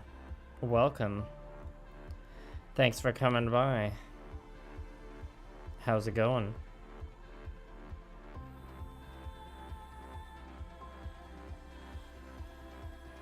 As you can see, I'm continuing to be affected by the freehanding bug. Might be some outside influences playing into that, you know?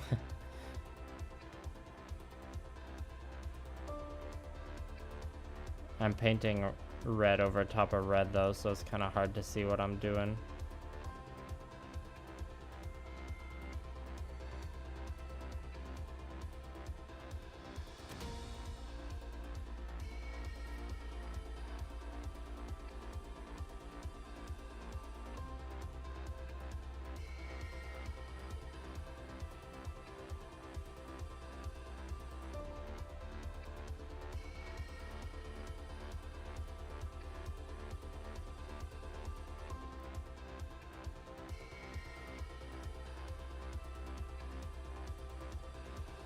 Yes, you know, I feel like I need something to fill the void in here. Let's do, okay, yeah, I'll do a bit, just a little bit of a curly boy here. I think I can get away with it.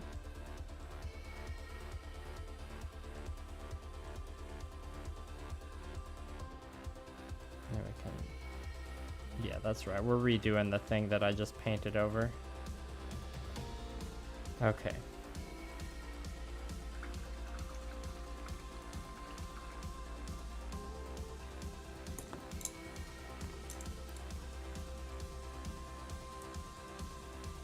Now I'm going to need to grab one of my extra, or one of the synthetic brushes I have that has a good small tip.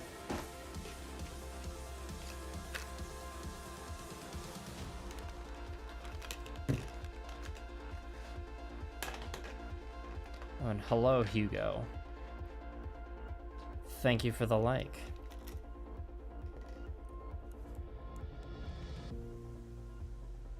Alright, I don't think I need the teeniest one, but this one should be good.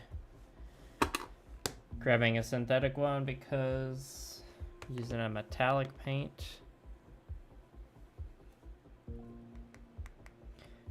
Let's grab, which one was it? Oh yeah, there was,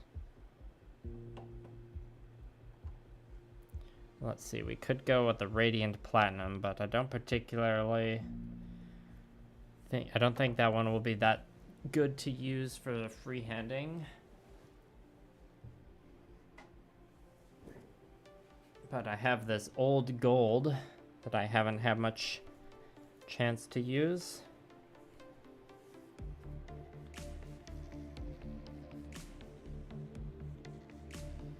So I think we'll use this with the silver.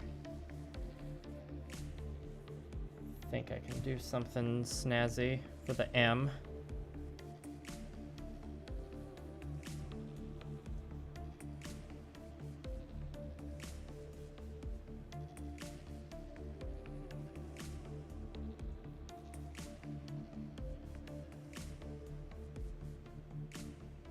Hello, do you know Dewey?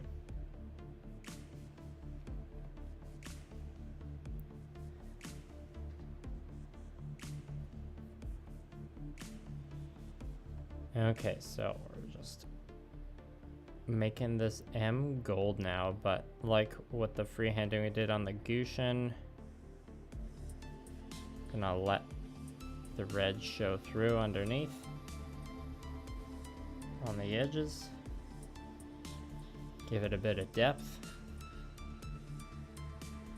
The Gushin's freehand was almost painted with the second pass being a metallic color like this. But I ended up not doing that.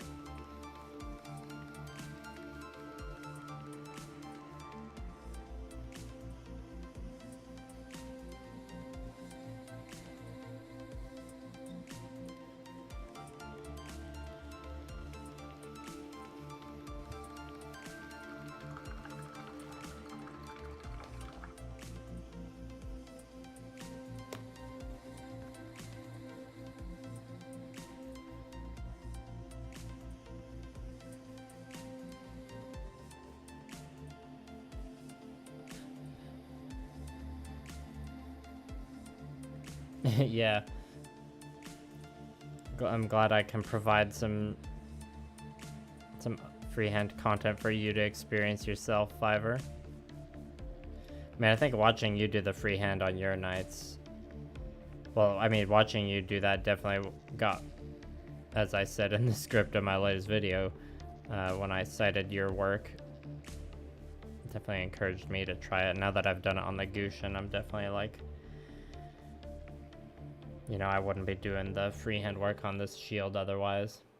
The main thing I'm doing different with this one is using this metallic here, which it's regrettably not showing up too well on the camera.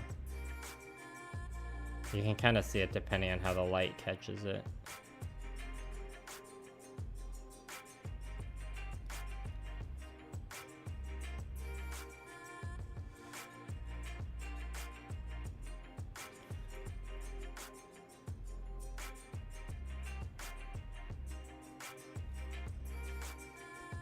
Now I just gotta make sure the two sides look matching.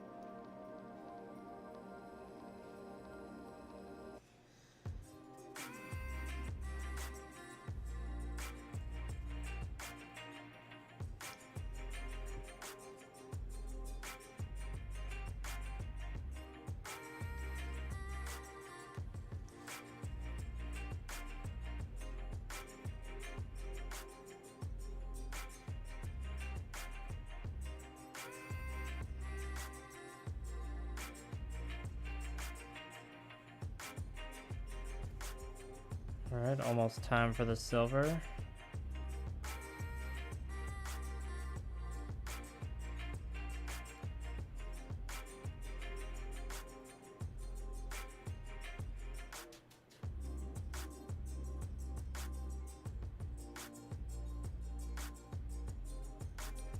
I'm getting a little carried away with the gold, but that M looks decent.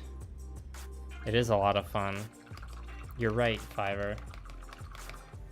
No wonder you chuck it everywhere.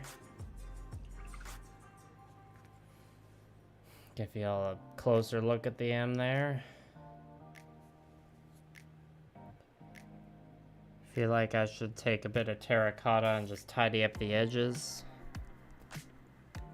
And before I do that, I'll do the silver, just in case I mess up with the silver, so I don't have to do 2 rounds of cleanup.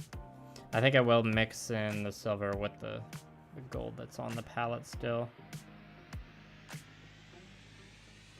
Maybe a bit more.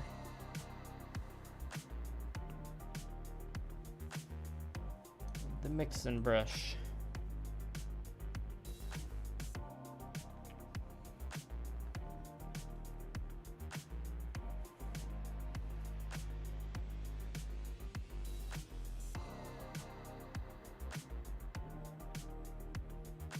Yeah, you can barely tell that the gold is mixed in there at all. But this is, I probably thinned that too much, so it'll dry decently translucent. My dry palette, yeah, well, I mean, I just let the paint cake on there. It's a whole thing. And you can see on the edges here, I like cut up and peeled off layers of like the years of paint, so it would have a bit of a ridge to like catch washes when it hits the edge and stuff. And there's also like white glue on there just to give it an even bit more of an edge.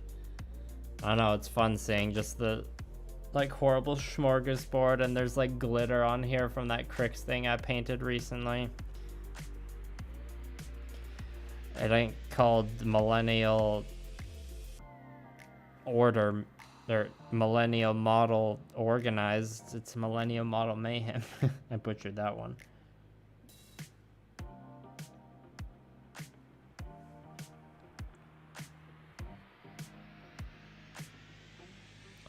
How do y'all feel about my dry palette, chat? Is it too much to look at? Is it too distracting? Is it too gross looking?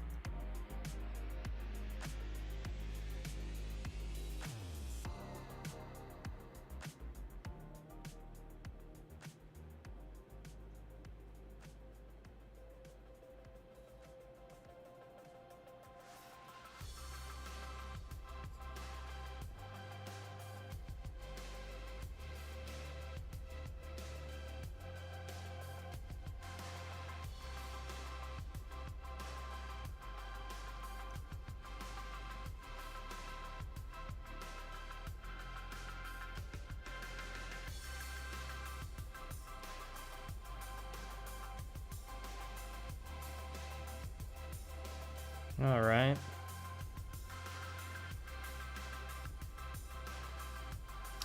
Oh no, I broke the spear tip with my hand. That's okay, it just broke at the glue point. We got broken spear, people. The ASMR of the layers being peeled up. Unfortunately, there wasn't much ASMR one. It was actually like it wasn't a satisfying peel at all. It was just like lots of like pulling away tiny little pieces. I wanted it to like pull away in one satisfying peel. I think you can get that effect with like silicone palettes. I'm just gonna grab some glue.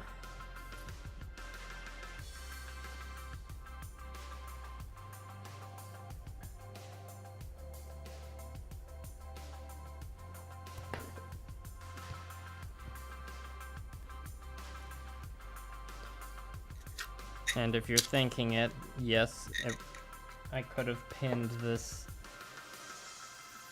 joint to make it less breakable, but pinning is a pain in the ass and I don't like to do it, so. You can probably relate to that, Fiverr, or other people in chat.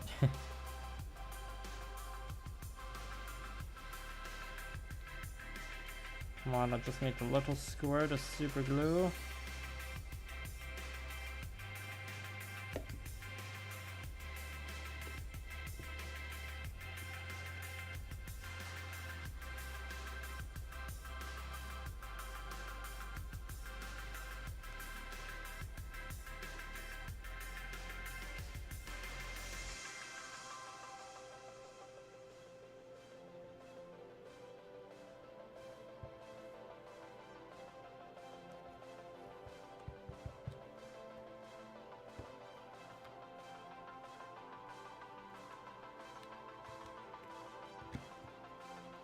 Alright, see you, Fiverr. Thanks for coming by. Yeah, I didn't think you bothered with pinning.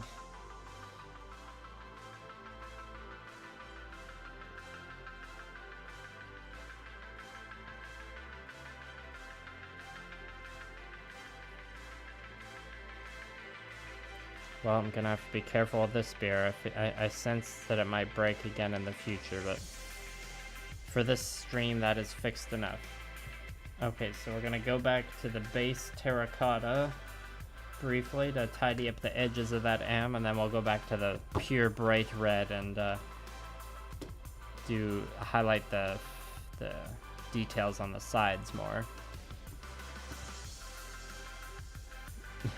Yo, pinning a gunpla peg is one thing, but pinning this tiny, like, spear shaft, that's a whole other deal. Okay. Well, I could, instead of using pure, or instead of using the terracotta, I could use this around the edge. Might look cool.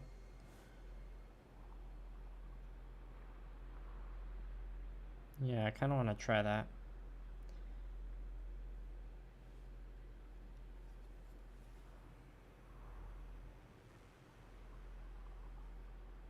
That means we're gonna have to go around the whole outline. I should have used that silver to paint the rivets on this shield. Oh well.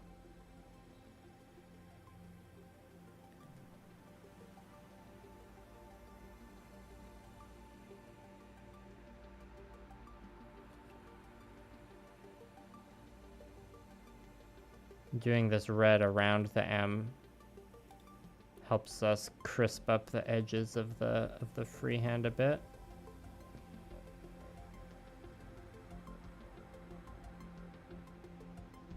Oops.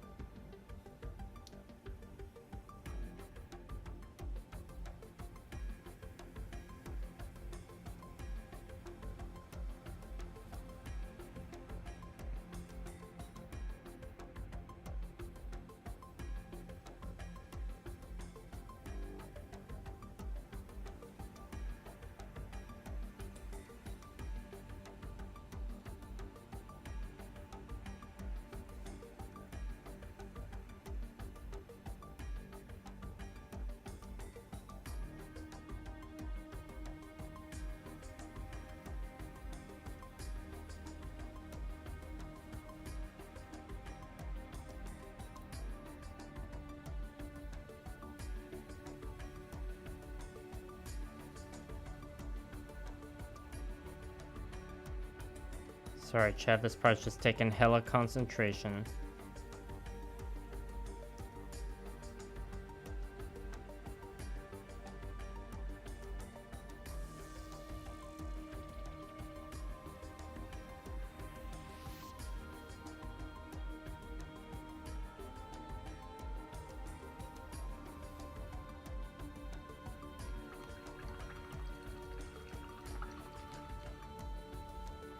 Alright, now let's grab some pure red.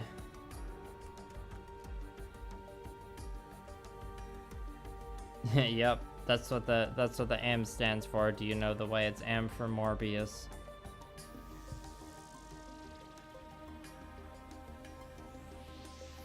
And the guy from Morbius is Jared Leto, is the person you're thinking of.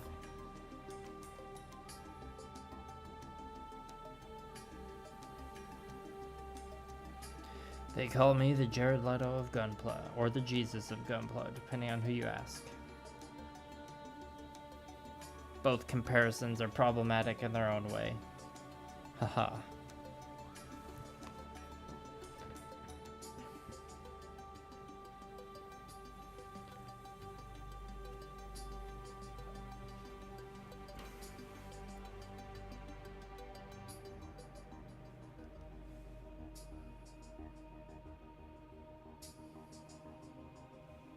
All right.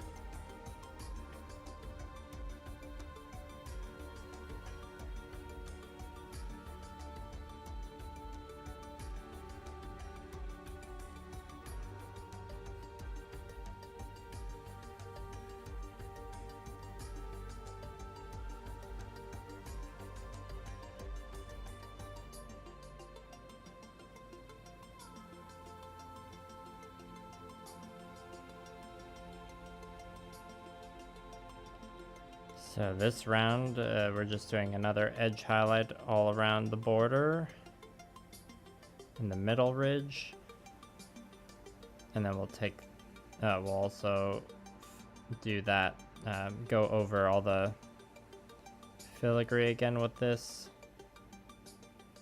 I'll probably then just mix in a teeny bit of white or pale sand or something to do just one last low edge highlight on just the ridge and the corners. And that will probably be it for the shield, or at least this design on the shield.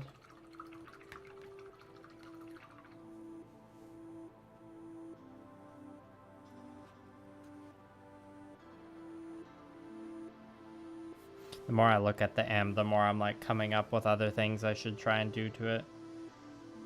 It's probably something I need to sleep on and come back to.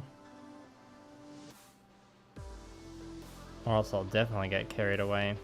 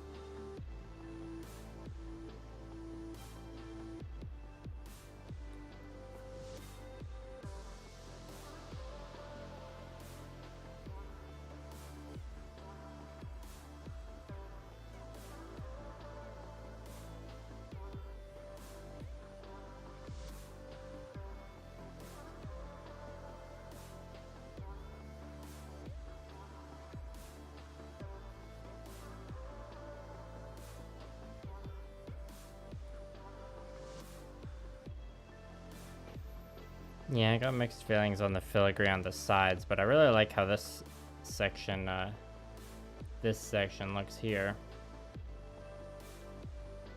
Ah, don't be sorry, Cyber Scorpio. Oh, the dub of G-Witch, like where you watching season 1 or the latest stuff? I'm a sub watcher myself.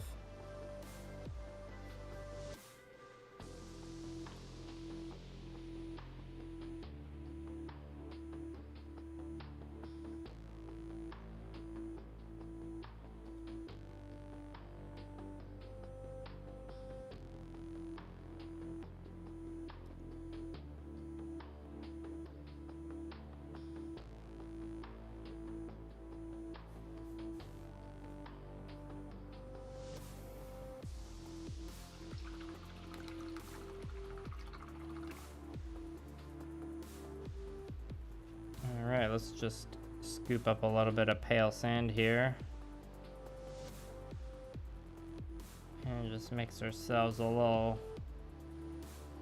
wee highlight.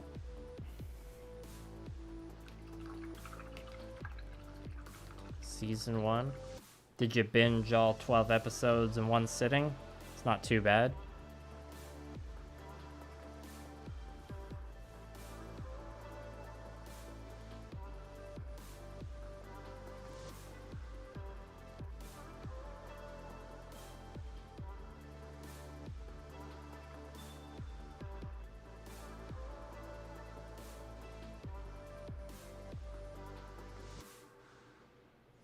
Oh, that's very pink.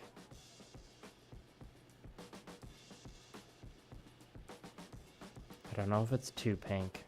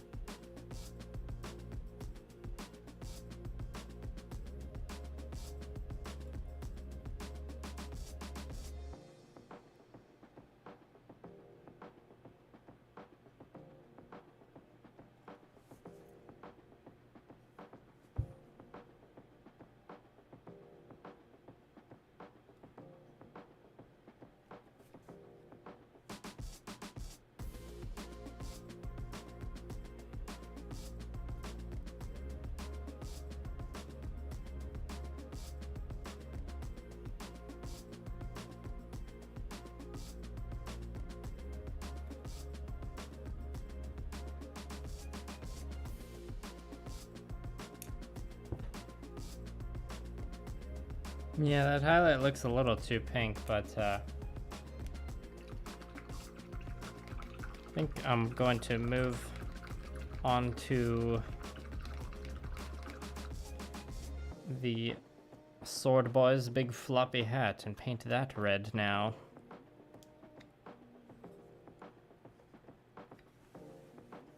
Let's get there's a lot of clutter here. Let's get these brushes out of the way.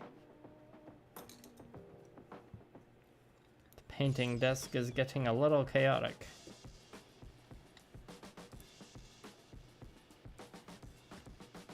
Alright, what, 2 hours, 21 minutes? Maybe when I'm done the hat, we'll wrap up the stream then. I thought I might be able to finish these on stream, but that was apparently a little ambitious of me to think that. As usual.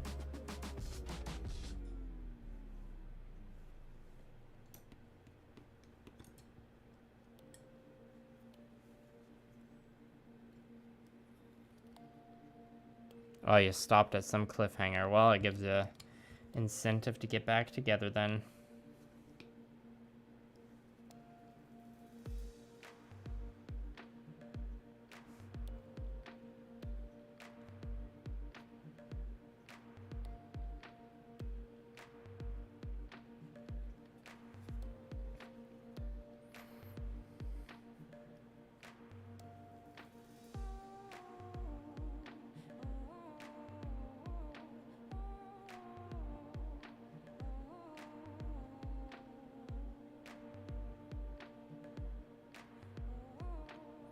And with this hat, I definitely don't mind if there's a bunch of brush stroke and paint textures showing up, because it'll just like make it look more like the felted hat it is. I'm assuming it's like a felted hat.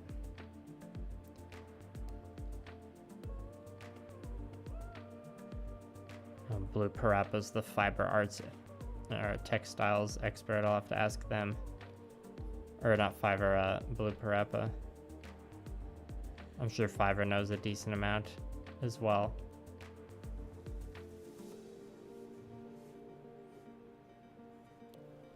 Blue Parappa's like legit studied it though.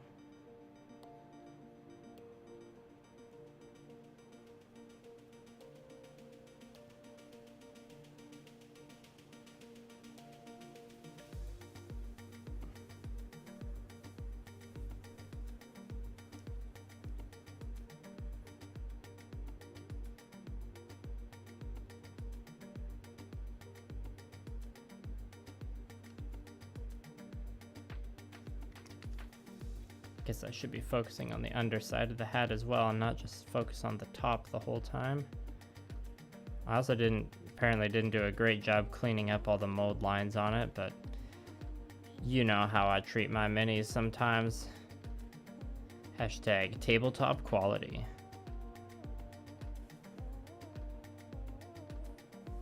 Alright, the inside of the hat doesn't need much because it's obviously more shadow.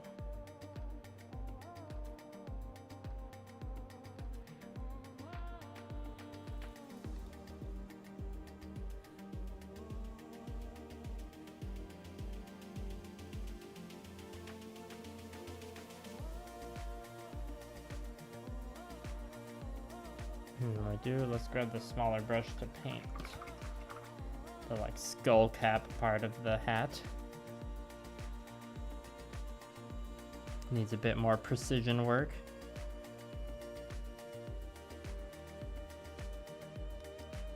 It's a little hard to see it on camera.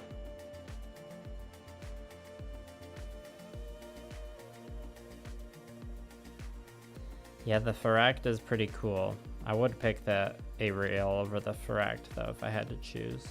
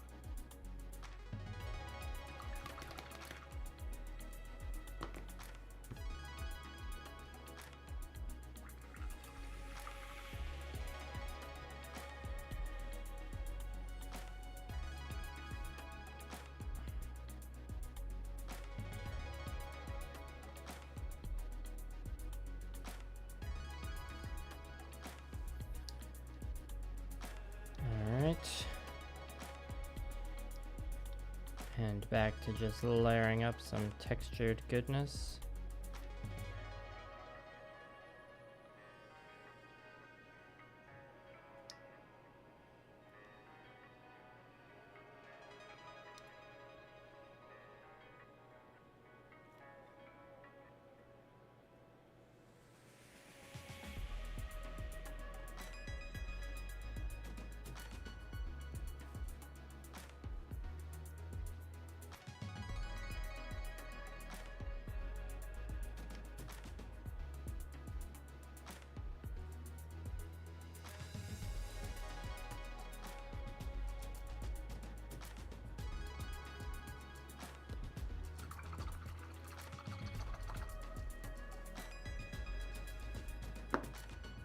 Okay, I need a bit more pure red.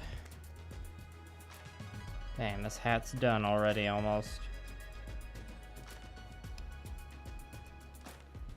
Yeah, the more for some reason why I'm looking at I thought I was calling his face done, but the more I'm looking at it now, it's like it needs some more work.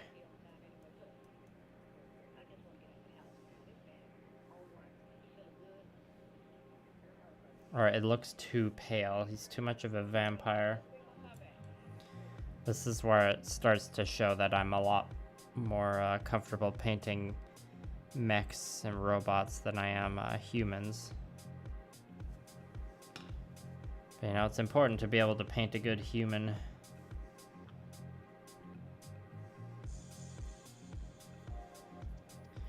The skin tone on the spear guy, I'm much more satisfied with it, and definitely I'm calling that done.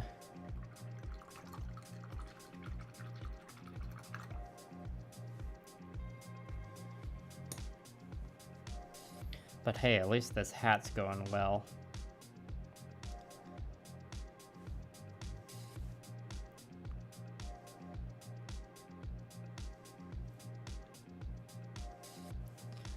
Highly recommend painting big floppy hats with feathers in them if you get the chance.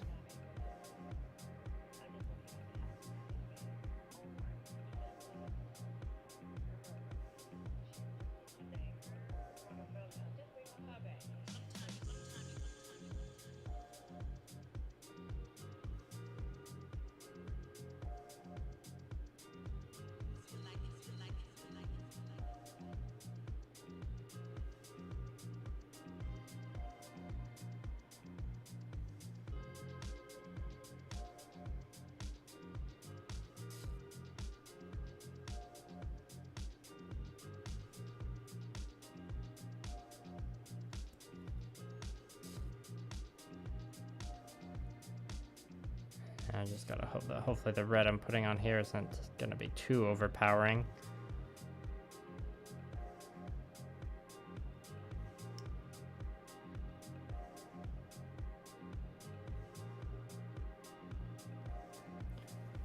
This napfall red light is powerful stuff. But when everything gets the matte varnish at the end, that tends to harmonize everything a little bit as well.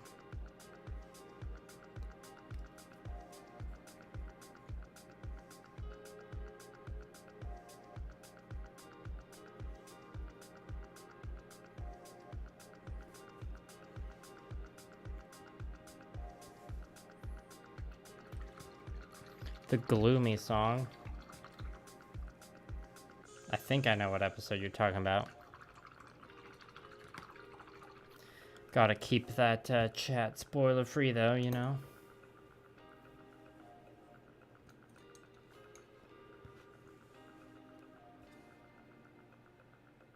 Yeah, I mean, right now the red is shiny, so that's making it look too bright. But maybe when it's not shiny, it'll look just right. Accidental rhyme.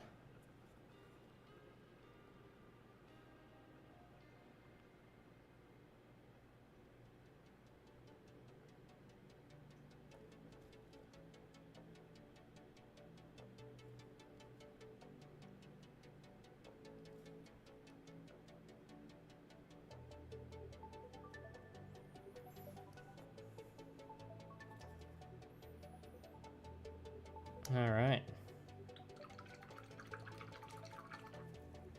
Definitely stop working on the hat for now. I think I'll highlight this sword bit real quick.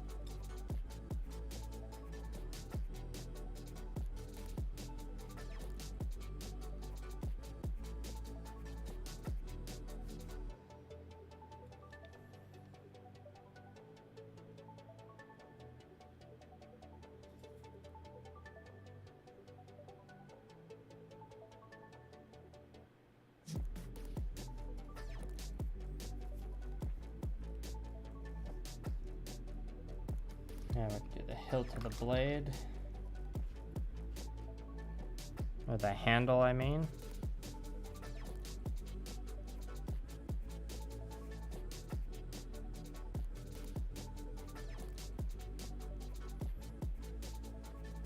Well, we're past the half an hour or 2.5 hour mark, so that's our usual stream length. I definitely am not going to be able to finish these models on the stream tonight. So if you have any last minute super chats or questions or things you want to say, get it in now.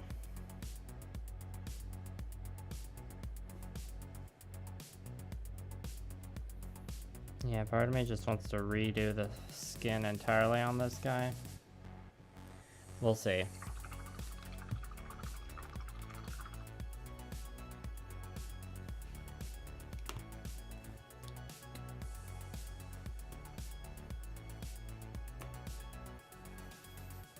So I'll just use up a bit of the red on the palette to work on this guy's pant leg.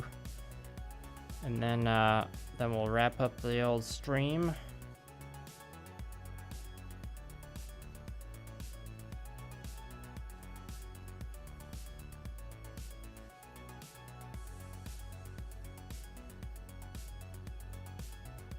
Oh, and this will be the only stream this weekend. From here on out, or like for the next month or so, I'm gonna plan on roughly doing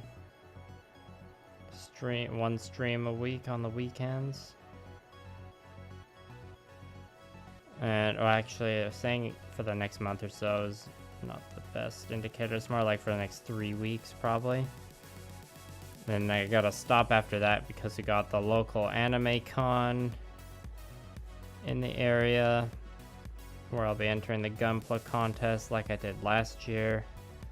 I'll be bringing my camera to film some B-roll this year too. And then after that I'll be going to the UK. Not entering any painting contests there, but I am gonna be filming some B-roll at the UK Games Expo. So there'll have to be a little bit of a break from streams because I just literally won't be able to. But it'll mostly be because I'm doing other things that will lead to enjoyable content down the line.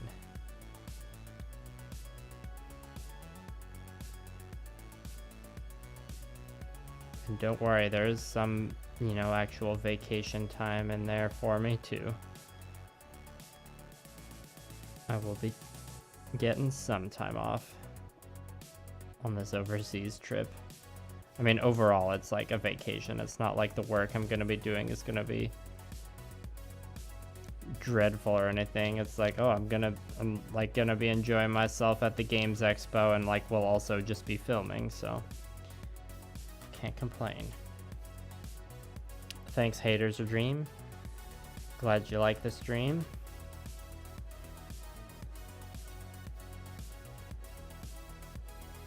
Always appreciate it when y'all are here to watch the process, whether it's Gunpla or minis.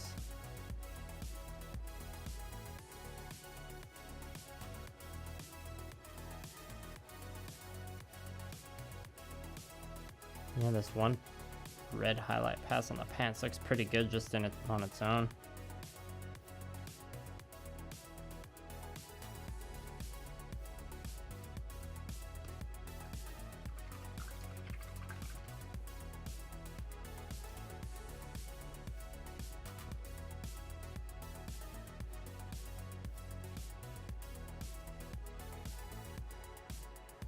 Yeah, I think it's once when I started putting the red on the hat, it started making the, that's when the, whatchamacallit, the skin started looking way too pale.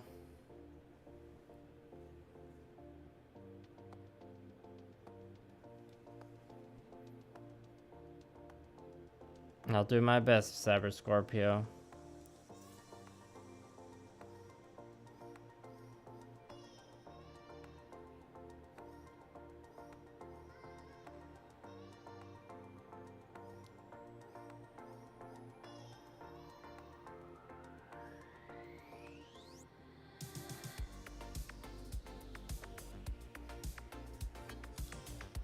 And thanks for the well wishes.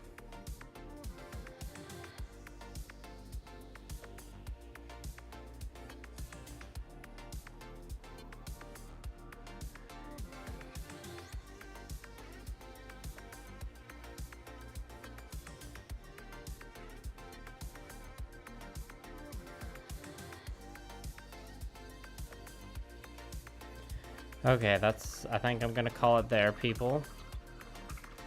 Thanks to everyone that's still watching, and to everyone who tuned in throughout the whole evening. Thank you for your support as always.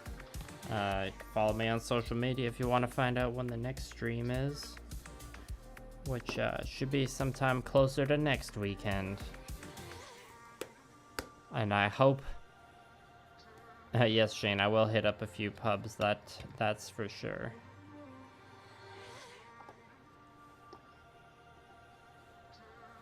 So yeah, on that note, I hope everyone has a solid weekend, and I will talk to y'all next time